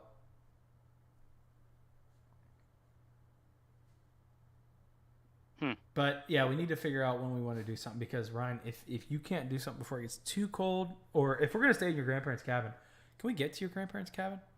If you guys want snow, let's just wait till November. I mean, no. I'm okay not having snow. I just want to make sure that's clear. Oh, I thought you said you wanted to get your Xterra in some snow. I think for Michigan, the Michigan area, I think we're starting to get pretty close to the point where we will end up in snow. I would also a little bit. Okay. I would also prefer to not tow Brandon's Jeep in the snow. Obviously, if we get down there, Brandon blows up transmission, I'm towing him back, but we're gonna be big chilling on the highway if there's snow coming down. Mm-hmm. The Xterra doesn't actually, honestly, braking wise, it did pretty well, especially with the U-Haul trailer. By the way, I did. Maria, I'll answer your question in a minute. I did a full video on the U-Haul trailer. The brake system they have built in, actually really nice. Yeah, it's not bad. Yeah, the Miata doesn't weigh a whole lot, so it doesn't really set it off because you need weight on the back of the trailer for momentum. So the Miata's weight didn't really set it off all that often, but there was a couple times where I would get on the brakes. There was one time I was coming to a roundabout and somebody had their turn signal on like they were going to turn off. and they didn't. I was like, oh shit! And I hit the brakes, and boy, it locked up. It was like, "Whoop." I was like, oh damn. I was like, yeah, if I gotta stop, I can. And I really didn't even mean to stop that much. I was just getting on the brakes heavy because I thought I was just braking with the Xterra. Maria, thanks for hopping by. Track day went really well. We did pretty good. Didn't quite beat Luke's time, but I also only had half the runs that Luke had. So And half the horsepower. a fourth of the horsepower. Yeah, if that. I think technically a third, but yeah, it all went pretty well. But yeah, the other idea I had was to just message all the guys around here, Brandon, and say like, let's just take an entire day and go camping in Hoosier National. Let's just go down there. I was about to say, do you guys have like a solid like map of some cool trails in Hoosier National yet? No. We just have the gravel road that I found in that kind of like interesting area that I found. But yeah, we just need to get overlanding, all things overlanding on the podcast and just pressure him into fucking telling us about all the locations. I mean, fuck, now I'm bigger on him. Because it seems like all of southern Indiana, like there's some really cool trails, but it's 100% word of mouth. Yeah. I think you're Nothing right. online. That you have to go south. Yeah. By the way, what kind of trails we're going to be hitting up there in Michigan? Is it like off-roading? All kinds. Is it like fuck your rock sliders? No, it's nothing like super crazy. There's some. Okay. It's like dirt trails, and it can get a little rocky, but nothing like Drummond Island. That was Jesus. I was way in over my head. Holy. By the I way, have no idea. Very impressed. You took That was a 2018 retarded. truck That was out retarded. there. You got some big cojones, brother. Well, we got to a point where I was staring at a 10-foot rock wall after climbing up a 5-foot rock wall. And I was like, and we were on such a thin trail, narrow trail, that turning around, that wasn't an option. Yeah. We had to go up it. And I looked at my cousin, and I'm like, he's not even into cars that much. He just wanted to travel. Yeah. And just see what off-roading was. And I was like, honestly, dude, this is the craziest shit I've ever done. I don't know what the fuck I'm doing. Was that? So I turned those lockers on, and I just crawled right up it. So, dude, I was shitting my pants. I understand the off-roading thing because I haven't done anything crazy, but even like the minor stuff that I've done, that moment when you flip it into 4 low and you just start crawling up a hill and you just start feeling yourself go, bah, and you're feeling like you're just fucking all your weight's in the back of the seat, like you're not even in the butt of the seat anymore. This is obviously an exaggeration, but it's just like, oh my god. And there's nothing fucking cooler than just you can feel those tires just turning, just like crawling you up this hill. I think I get it. It's super fun. Or yeah, when you go over a ledge and all your weight is sliding off the front of the seat as you try to tip over your extra. Oh my god! Listen. Yeah. Part of me wishes I was in the XJ at that moment, but I'm so glad I wasn't. I didn't even want to be in the XJ in that moment. Were you going downhill? Did you? Yeah. Dude, it wasn't like a hill. It was just like a cliff. It was like a 4-foot cliff. It was like a localized cliff. Yeah. Did you tell Maria about this, by the way? I did. Okay. Yeah, it was so sketchy, Ryan. Like, it literally, like, I did not see it. And I'm like, okay, the trail just keeps going. And I felt it start to drop off. I'm like, okay, where's the bottom? Where's the bottom? I don't feel the bottom yet. And, like, the right rear was about 6 foot in the air. Dude, I've got a video of it. Nice. I'm just, you see me come through this tree line, and like I'm like trying to get through the trees, and the GoPro breaks through the leaves, and then all of a sudden you see the Xterra or the Jeep just go, whoosh, and it just launches up to like 6 foot. It was just like here, and then it was here, and then all of a sudden you see Brandon get off the brake, and it just rolls out. It's honestly nuts. I would go back up there with you guys to Drummond. And I think you would have a fucking ball. If I got some rock sliders and some more armor, maybe. But I'll send mine as it is. You got You are the best off of any yeah. of us. Also, Yeah. I realized something. You don't need lockers. You can get by with a limited slip diff when you've got Yeah, solid axles. Mitch, I think you have more ride height than I do, and I made it through all that. That's fair, but I don't. I've got so much mechanical. It's not mechanical sympathy. It's mechanical anxiety. Yeah, you do. Yeah, You need to just. dude. Watching. I saw some other people there with trucks newer than mine just plowing through. And as they're passing me, I'm smelling axle oil, gear Oh oil in the my water. gosh, Dude, we went through a section where I'm not kidding you. I was traveling through a mud bog. It wasn't mud, it was actually rock on the bottom, but it was filled with water up to my hitch. I couldn't open the door because water was going to come in. And we were like trotting through, trying not to get too deep. And I just see people plowing through with Tacoma, brand new Tacomas, like water over their fucking hood. And it's like, oh my God. yeah. Some people are just wild. I got Like, 2 limits where I have to go around. One, if there's a risk of water coming in the cab, nope, we gotta shut her down. so you got a guy on your podcast that knows where not to go Well, if you want to go how up much rain was there that week? there. That's the question I'm gonna have to ask because listen, Not much. now we've been back. You've been to Haspen Acres after there was quite a bit of rain. It was a That was pig slop uh, nest. I won't go back when it's rained that much again. But we went back when there that's was the no time I rain. went. Yeah, time you went, we were just mud bogging that day essentially. I have zero interest in mud bogging. There was no mud up there. It was all rock. Yeah, that wouldn't be so bad. See, and Uh, that's what I would enjoy. So like you rock, in yeah, the when you go into a bog of water, you're not worried about getting stuck because it's just rock on the bottom. yeah. I So think. that was I think the XJ would do great because you got that solid axle, so it's oh just he'd go right through it. yeah, yeah. You don't have to worry about needing lockers when you can just keep your fucking tires on the ground all the time. Must be nice, Yeah. It is. dude. Even my rear end has absolutely no flex compared to your factory. I think if we Mine's were to not go that back, great.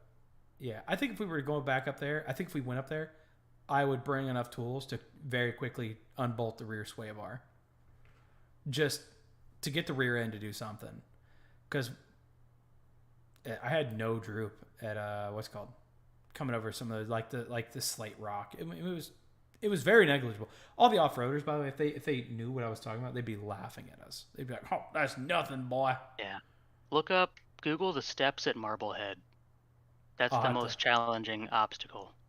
look them up here. Here, I guess I can look them up on my phone. Yeah, I But would like to. I got to the top of that and I looked down it and I said, you know what, man? We've taken all the risks we can today. I'm not taking another one. Because that was the steepest drop that I'd seen. Oh, there's a steep drop. Well, it's a rock wall pretty much. I'm looking at some pictures. And here. then if you get down it, you get to a clearing where you can see over the top of Lake Huron. And it's gorgeous. It's like you're at the top of a mountain. It's kitted out XJ. And also, we can camp on the beach. Did you guys camp on the beach? No, there was the weekend we went, there was a huge Toyota group that was there. Ugh, gross. Like 50 people. I mean, insane.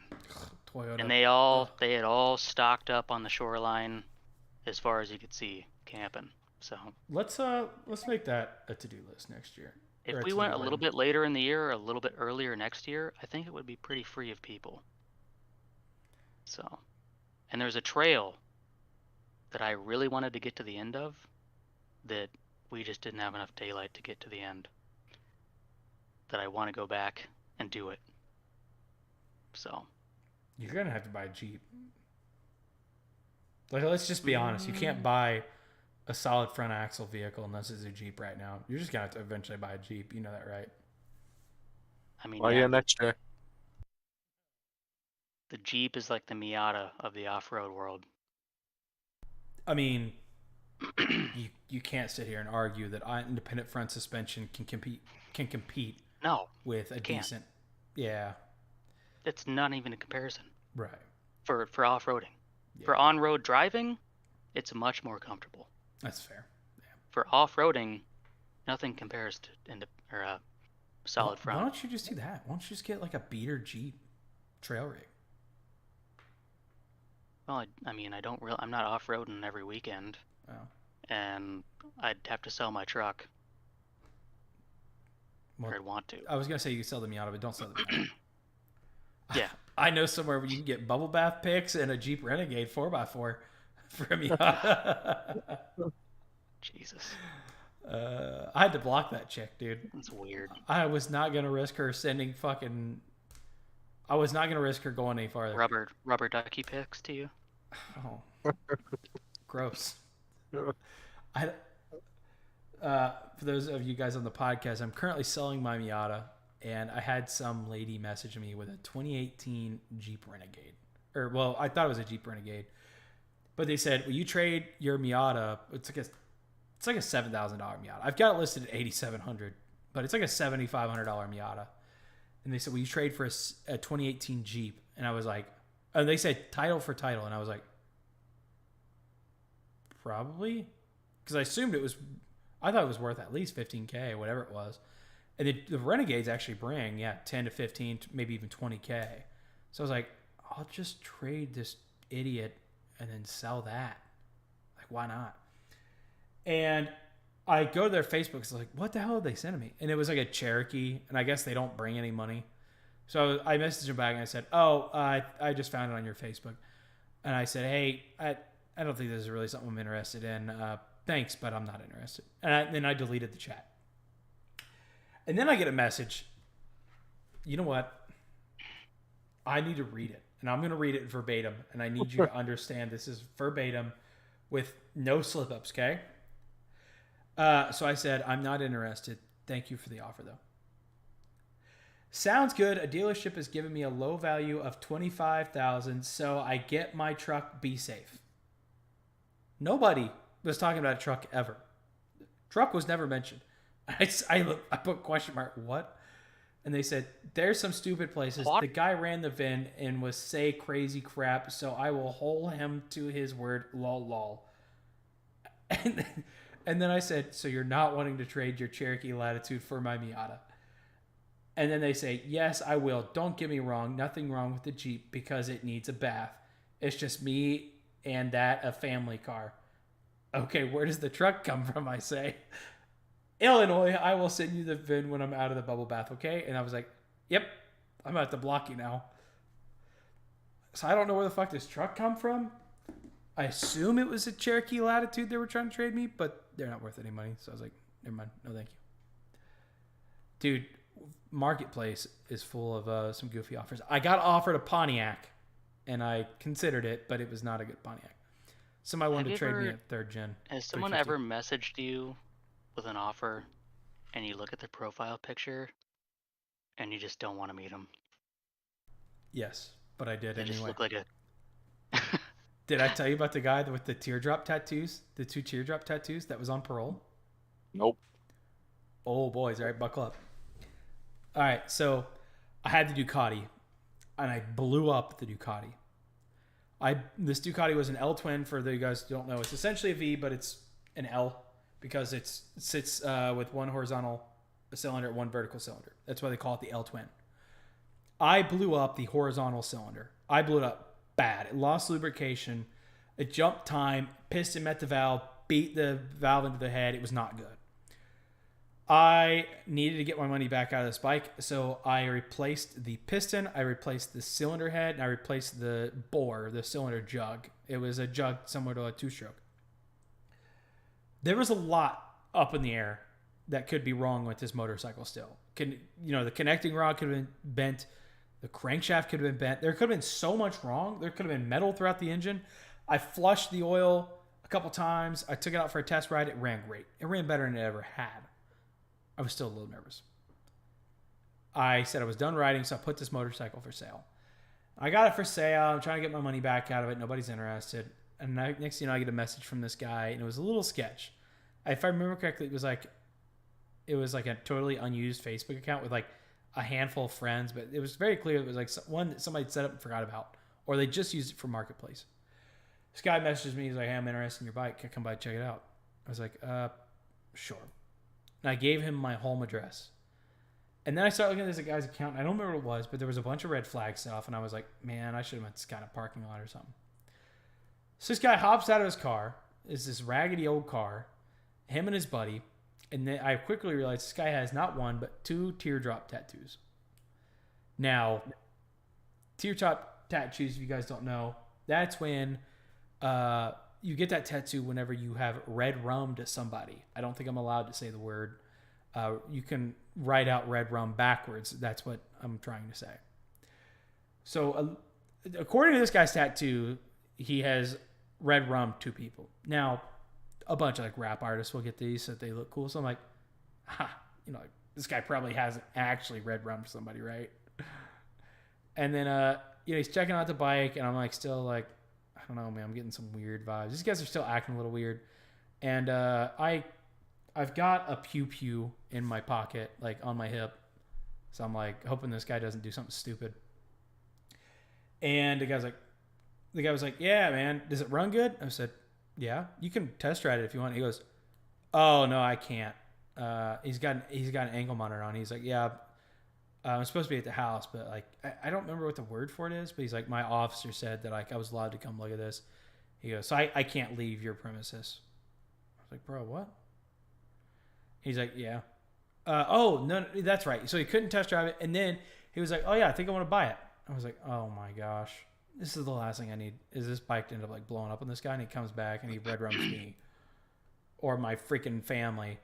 And I'm like, yeah, you want to buy? He's like, yeah, let me go get a truck and trailer and I'll have to come back because I can't ride it home without a plate and all this other stuff, and I'll go back to jail. I was like, oh, okay. And he leaves. And I'm just sitting there like, please don't come back. Please don't come back. And he doesn't.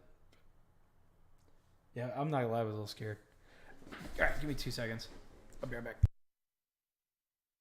Ryan, tell us a story about Number one mistake: sell. don't invite people to your house to look at a vehicle. Yep. Luckily, I've never done that. No, I'd say I've been lucky enough to. I think only one car, but luckily it was at like an apartment building. So Yeah. it's Well, they kinda, can't tell where you live then. yeah, but that was the only time, and it was unfortunately the old Escort. Yeah, I blew it up. Somebody bought it blown up. Yeah, $200. So I Not mean, bad. yeah, it was. I was quite pleased with that money, especially back then. The only time I ever sold a vehicle at my house was when I sold my Jetta, and it was only because the battery was dead. I couldn't start it. I just wanted it gone. Yeah, it's definitely understandable. Yeah. Wait, you guys really don't sell stuff from your house, like ever? Oh. No. Why? Hey, Mo's Garage, what's up, man? I appreciate you coming back for the podcast, man. Mo's Garage was in here last week with Rye the Car Guy. I think he's a subscriber of Rye. May have been here for Rye specifically, but I appreciate you coming back. He said red rum is clever, and unfortunately can't take credit for that. That's from the horror movie. The Shining. Yes, The Shining. The kid is like, red rum, red rum. Yeah, you should definitely watch The Shining. The Shining, American Psycho. Probably one of the weirdest movies I've ever seen. I thought it was pretty good. I really like American really Psycho. Good. American Psycho might be one of my favorites. You haven't seen American Psycho? No. I have to go. I have to return some videotapes. It's just as. Actually, I was about to say what it is, but it's as I'm trying to think of the PG-13 way to say it. It's an adult movie. Yeah, honestly, I was never into horror movies. Until I love horror movies. There's just not a lot of good ones. What? I think there's a bunch of good ones now. Mm, It is really yeah. good. Okay, well, listen, you got a homework assignment by next week. You have to go watch American Psycho, and I'm going to rewatch it with you. All right, Brandon, you and Maria have to have a We're date. having You a guys got to movie watch. night. We're not having a movie night. Brandon and I have females that we can have a movie night with. Oh, whoa. Wow, what a dick. Get a female over. Duh. Mo, I appreciate you. He said he's actually subscribed now to both Rye and us. So Mo, I appreciate you. Uh, Ryan, why don't you just have a female over? Listen, invite a female over. She would love to watch American Psycho for the first time at a stranger's house. Oh, I'm sure she would. And listen, when you invite her over, put on, this is totally irrelevant. It has nothing to do with the movie. It wouldn't be weird at all. Wear a rain cover, like a rain fly. Maybe buy an axe too, Okay. and then play that movie. But no, I wasn't really ever into horror movies until I got into Ice Nine Kills, the band, and they did that.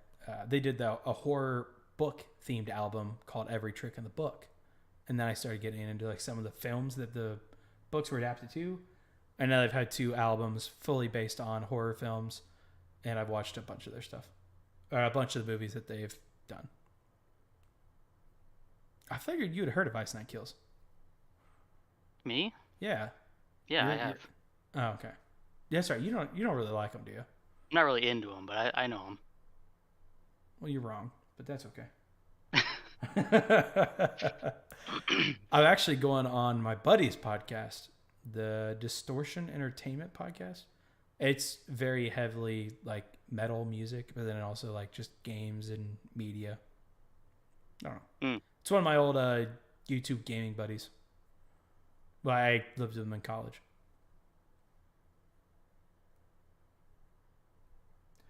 So, you know what I haven't heard a whole lot about though? The new Land Cruiser. What happened? As the Have you guys heard anything about the new Land Cruiser? No. No. Okay, I think we talked about it a while back, but I'll refresh your guys' memory. The new Land Cruiser, Toyota's new Land Cruiser, obviously coming to the U.S. first time in a little while, I guess. We've got like a legitimate full size Land Cruiser. It's this weird size. It's My understanding is it's kind of a similar size to the 4Runner, but it's a very different shape. It's a little more tall, less wide. Sorry, I got hiccups now. And it comes from the factory. The base model has a center and rear locking differential and full-time four-wheel drive. Hmm. 300 plus horsepower. It's factory rated to tow 7,000 pounds, I think. Essentially, they have the like 1957 model. I don't remember the year, but the base model is actually the year that the Land Cruiser was first out. And then there is the Land Cruiser, which is actually not the base model; it's a mid model, and they've got some upper trim, and I think you get a bunch of off-road goodies like disconnecting sway bars. But that base model, the 1957 or whatever, is pretty cool because they basically give you all the hard to integrate off-road features without the easy to integrate off-road features. So they give you a center locking, a rear locking diff, but they just give you some basic wheels and tires. You're going to put bigger wheels and tires on it. And we'll just give you like a run-of-the-mill affordable suspension. You're going to do a custom. You're going to do an aftermarket lift. Anyway, it's a bunch of stuff like that. It's very heavily focused towards off-roading and overlanding. I think it's really cool, but the base model starts at $55K. I was gonna say, what's the price? Yeah, but I don't know, man. Like, listen, Land Cruisers are sick. I'd have one, but I can't afford one. I mean, it's like 2024 GTR prices. What's a They still 2024 make that GTR? thing? I sent you the pictures today. Oh, I didn't know that was a brand new one. I Oh, thought they that stopped that making was those. no, yeah. Oh wait, This might be the last one our dealership gets. wait a second. The GTR, Oh, is that the vehicle that shares the same drivetrain as the Juke Nismo R? Previously, yes. Oh, okay. That's kind of cool that maybe the GTR. Yeah, I don't think I've ever heard of that. Yep. Yeah, it's cool that they Man, that's made getting something for a somebody that bit doesn't want long to in the drift. tooth. It's only been around Nissan since what, GTR. 2009? That's a long time. Yeah, Nissan likes to carry their models on for a long time. The nice thing is though, with Nissan running their models for a long time, there's a bunch of research done on them. Anything That's you true. need to do to your Xterra, anything you need to do to a Titan, Pathfinder, 350Z, 370Z, I think GTR, it's been done. give it 10, 15 years, and the GTR is going to be like the Corvette is now, with like Yep. people going to track days and I doing mean, you can. autocross. No, I don't think they're a I track day car. I think they're gonna be drag racing. They're ruling the world on drag racing right now. I think they will come to the track world I think because they'll come to any kind of track. Yeah. they are right now. You can get into like between we'll say 09 to 12, so the early body style, I guess you would call it. You can get on into one for about 60K now. Yeah, but that's not. Still ridiculous. That's not. They are getting But- cheap enough though to where I'll see a clapped out one driving around that somebody Yeah. probably got into a horrible loan on. Right. Really? Because listen, Yeah. when you're talking about a clapped out Corvette, you're talking 20K, not 60K. You're Well, talking. that's why I said 10 to give 15. it 10, 15 years. Give it 10 to 15 years. And I think in 10 to 15 years, those things are going to be in garages. Because think about it, you're talking about the same time frame. Look as how the same long they've Corvette been I'm making talking them. about. There's so many out there. Yep. 09 to 24. They've been going for so long. I mean, there's bound to be I don't know. total. What do they call it? That generation of GTR. R35. Yeah. Production. Total production.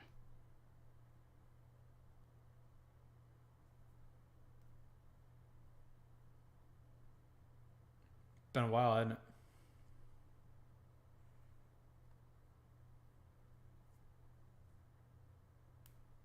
Oh, here we go. Production figures.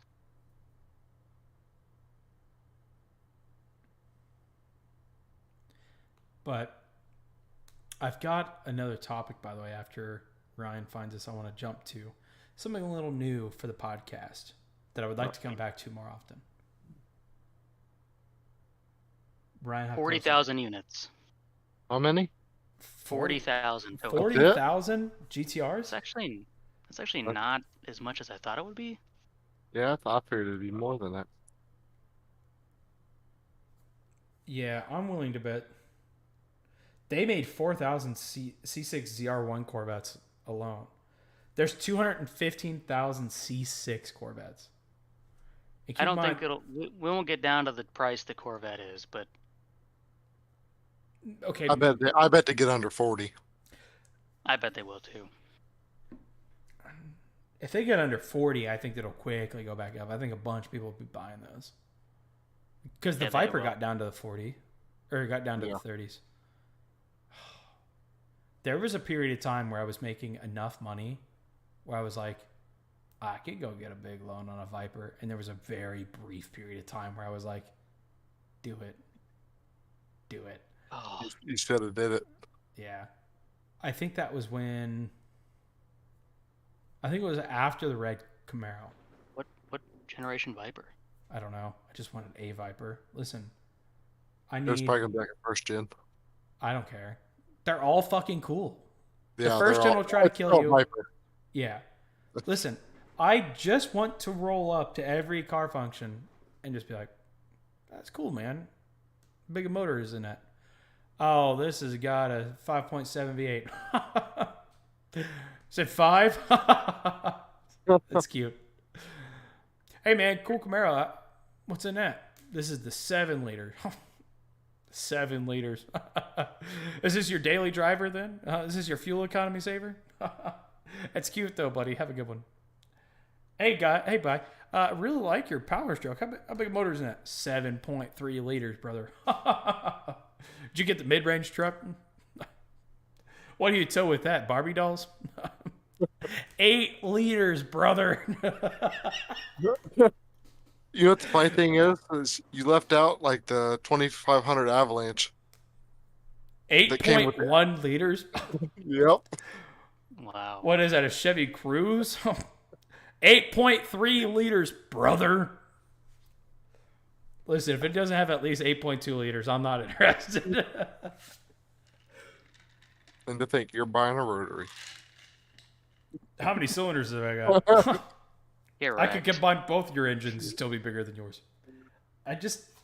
I need the ridiculousness of it. I want the 3 miles a gallon. I want half of them to be wrecked. I want an obnoxiously big V10. I want it all. Listen, here's a general rule of thumb. If a car makes sense, I'm not interested. Simple as that. I think that's where most car guys end up. But we still have guys rolling around in like the BRZ. It's like, oh, okay, yeah, you got a fucking BRZ. I get it, dude. It's a great car. Does everything well. Good fuel economy. You got a Miata. You could drive it every day. Whatever, dude. You're right. I went the basic bitch route. Now look at my driveway. Brandon's like, come on over, brother. Do you want a clapped out S10? A clapped out Cherokee? Or a track ready Mustang? Hey. Don't talk about the money like that. As of right now, it's clapped. It's disassembled. That's a better word, I guess. It's disassembled. A little more enthusiastic. We got to put respect on Grandma Merida. Wait, is it Grandma Merida? No, it would be no, it was mom's side, so no. Yeah. Well, she's an honorary Merida now. Yep. But I want to talk about gaming for a minute. Because there's a bunch of car content or car related gaming that I feel like is relevant, specifically iRacing. Brandon, we need to actually get serious about discussing a league here very soon on iRacing. I brought it up to Chance and a couple guys at work, and they all seem very interested. Okay, I'll tell you what. We should just start a Facebook group. And what are we thinking here? Are we thinking road course? Are we thinking oval track? Should we do a hybrid? I'd say we could do like a hybrid. That way everybody gets kind of, do a little bit of everything. But I would say most of the people we would talk to would probably do more oval. So we could lean more towards like oval oriented, but have like a road course here and there. I mean, kind of like what NASCAR is now, but do something like that. You know what? You and I should try to spend a day. You should both hop on iRacing one day and kind of work through this. Because first of all, I'd like to record it as long as everybody's okay with it. I'm sure they'll have a problem. Oh, will my computer record that? I'd like to live stream it, but I think last time I tried to live stream it was I think I had some issues. Man, I need to upgrade my PC. I want to buy a bunch of other stuff. Mo's laughing at the basic bitch route. I really did. I bought the hairdresser Miata. I came from a cammed 2-stepping 5th gen with long tube headers, loud, absolutely no mufflers, nothing. It just screaming. And that was so original, man. But it was pretty raw, wasn't it? I'm sorry. Where's your legitimate 2-step at, Ryan? Huh? Have you ever had real 2-step, Ryan? Gotta go wire it up. You're not a real car guy, then. Wow, thanks, bitch. Sorry, Brandon.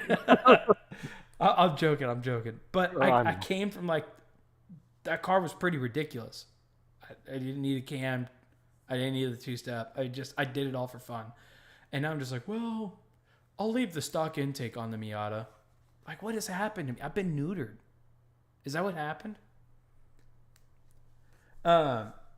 But yeah, I think you and I need to hop on and figure out a season, because I'd like to do like a full season, and I'd like to do it like a video series, talking about like this week, Chance moved up, Chance lost first place, and Brandon took over first with his crazy maneuver on lap 6. I don't know. Be kind of cool, I think. Yeah. I think it'd be fun to edit for myself. I don't know how well it do views-wise, but I would like to edit it. Ryan, What do you mean when you say a season? a season. We all join a league, and every week we all would run a different track. And my understanding, just to be clear, I've never actually done this league before, so I don't know if this is correct. But the idea is every week there's a new track or maybe even a new car, and you're allowed to get on and practice, do whatever the hell you want. But come, I don't know, I think 4 o'clock Saturday or whatever time, I think we all have to race together. Is that how it typically works, Brandon? This will be my first true league as well. Okay. Oh. But I think my understanding is you have to be there. Friday, 6 o'clock, you're racing for an hour or 2 hours or whatever. Maybe it's 30 minutes. I don't know. It's whatever we set. I mean, it's something that we're going to create. So I don't know. Maybe it's something we could all do, like photo evidence of like fastest lap time. That might be more ideal considering everybody's thing. But we need to get together and work this out. But I think you should do it, Ryan. I think it'd be a ton of fun. You know what? I have the PC now. I have the time. I'd give it a shot, especially over the winter. You didn't fight me on having females over to the apartment, so yeah, it sounds like you got plenty of time if you're not gonna have females over. Or you can have them over and impress them with your driving capabilities. Oh, I'm sure they'd just be all over it. Yeah. My iRacing. Ask Jessica. That's why she's with me. I mean, that's how I got Maria. I mean, I'm sure when she saw that S10, she was like, "Marry me." Yep. That's what Jessica thought when I had the Escape. Oh, no heat? Really? Oh, shit. Where's my ring? Yeah, the AC doesn't work either? Ooh. I love having a sweaty back in the You middle. forgot a bolt in your water pump and thought it was a knock? Hey, Oh, that's baby. Right. You know, dude, the day that happened, by the way, I don't know if you knew this. The day that happened, I was supposed to go see Jessica for the very first time. She was texting me while I was at work, and she was like, "Hey, you should come see me today." It was like a Tuesday, and Tuesdays, she lived in a very Christian campus where the men could only go up to the rooms Saturdays and Tuesdays. Anyway, it was one of those days. She's like, "You should come up and see me today," and we had just been texting for like 3 days. I was like, "Oh, yeah, okay." And I thought she lived an hour away. I'm sorry, I'm trying to make sure I got this right. Yeah, I do. Anyway, so she was like, "You should come see me." I was like, "Okay." Remember, I go out and I start the car and I hear, I was like, "What?" And Was this the day we were working on it or the day after? No, you and I changed the timing chain that weekend. We changed the timing belt that weekend. And it was like 2 days later, I think. Yeah, because I said it was like 3 days. It would have been the following Tuesday, because it wasn't long, that bolt backed itself out. I start hearing this clicking, this clacking. And I'm sitting there, and I'm like listening to it. I was like, really? Like, really, is this happening? And I open up the hood, and I hear it, tick, tick, tick, tick, tick, tick. I'm like, oh my gosh. So I text her, I was like, I can't. I think my car just blew up. And I'm driving home, and I hear it go, tick, tick, tick, tick. And by the time I get home, it's just getting louder. Check, check, check, check, check, check. And I remember I pulled in the garage. I was like, that's it. And I called my dad. I was like, hey, I need a car. I think the Escape just blew up, blah, blah, blah. And then you were like, you should just go out and like double check all the work we did. And that was when I found the missing bolt in the water pump. And I walked over to... No, you missed 2 bolts. 2 bolts. Hey, who's counting though, right? There was a bolt in the water pump. And I think that's all that really matters. Yeah, so if you guys, for anybody who's still hanging out, the water pump pulley bolted onto the water pump flange, obviously. And 2 bolts backed out. So the water pump pulley was just sitting there smacking against that flange and clacking away. And I legitimately thought we'd messed something up and it had blown up. And it had 270,000 miles at this point. So it was like, it wasn't out of the realm of possibility. But yeah, and then fixed that car that night. And then the following day, she was like, okay, well then come see me today. I was like, oh, okay. I did. I drove the car 2 hours to go see her. So. But yeah. So Mitch, what's up? are you coming karting on Saturday? Oh, right. What time are you wanting to go karting? We're trying to go 4 o'clock. It's kind of like what the general consensus. And we're going to fast times, right? Which is the electric carts or the gas carts? Gas. They're the gas carts. The ones we went to last time with the ones that like we literally left there dripping in sweat. Yeah. That's such a fun place. It used to be fun when I wasn't fat and out of shape. I don't know. My cousin's also hoping I want me to come by, have a couple drinks and a bonfire. Yeah, that's right. Let me double check with Jessica, make sure she's not working, make sure that things would actually work out, and get a full understanding of game plans, and then I'll get back with you. For sure. I got one last topic I was going to bring up just on the gaming cars, and then I'll probably just call it for the night. Yep. But BeamNG did a big update. Now they've got a VR, which is kind of cool. I need to fire it up, but my PC won't handle it. But they got a campaign. What? Yeah. They've had a campaign, but they're adding small features over time. It's not really fully fledged out, but your boy's been having a ton of fun with it. It's a blast. It's not even like near done. It's barely at a playable state. BeamNG is the kind of game that's never going to be done. It's just a sandbox. I would agree. Yeah. I mean, I have over 100 It's not a mods bad in it. thing. It's not a bad thing. It's really there's so many options. There's not another game like it. I mean, Yeah. I've currently got over 100 mods in BeamNG, and I've gone through and wiped my mods a couple of times.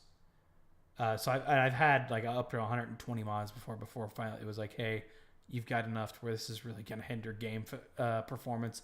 You need to back this stuff off. And normally when that happens, I wipe it. I download like the 10 that I use all the time, and then yeah, it's a good game. now the iRacing thing this winter actually sounds kind of fun. Having some competition. You remember that time we played that motorcycle racing game Yeah, all winter long and just try to beat each other's times? That was fun. yeah.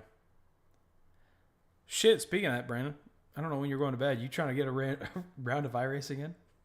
I'm down. It's only 9:15, so I'm down. Well, I think this is a pretty good episode. I want to do a couple more things with this one, but I think we're going to call it there. So, Mo, if you're still hanging out, I appreciate you coming by. We've had a couple people coming, kind of popping in and out, but I think Mo might be the only one left. So, I appreciate you guys all coming out. Hope you all have a great day. Thank you, Maria, as well. And we're going to sign off and let's go race. Yep. See you guys.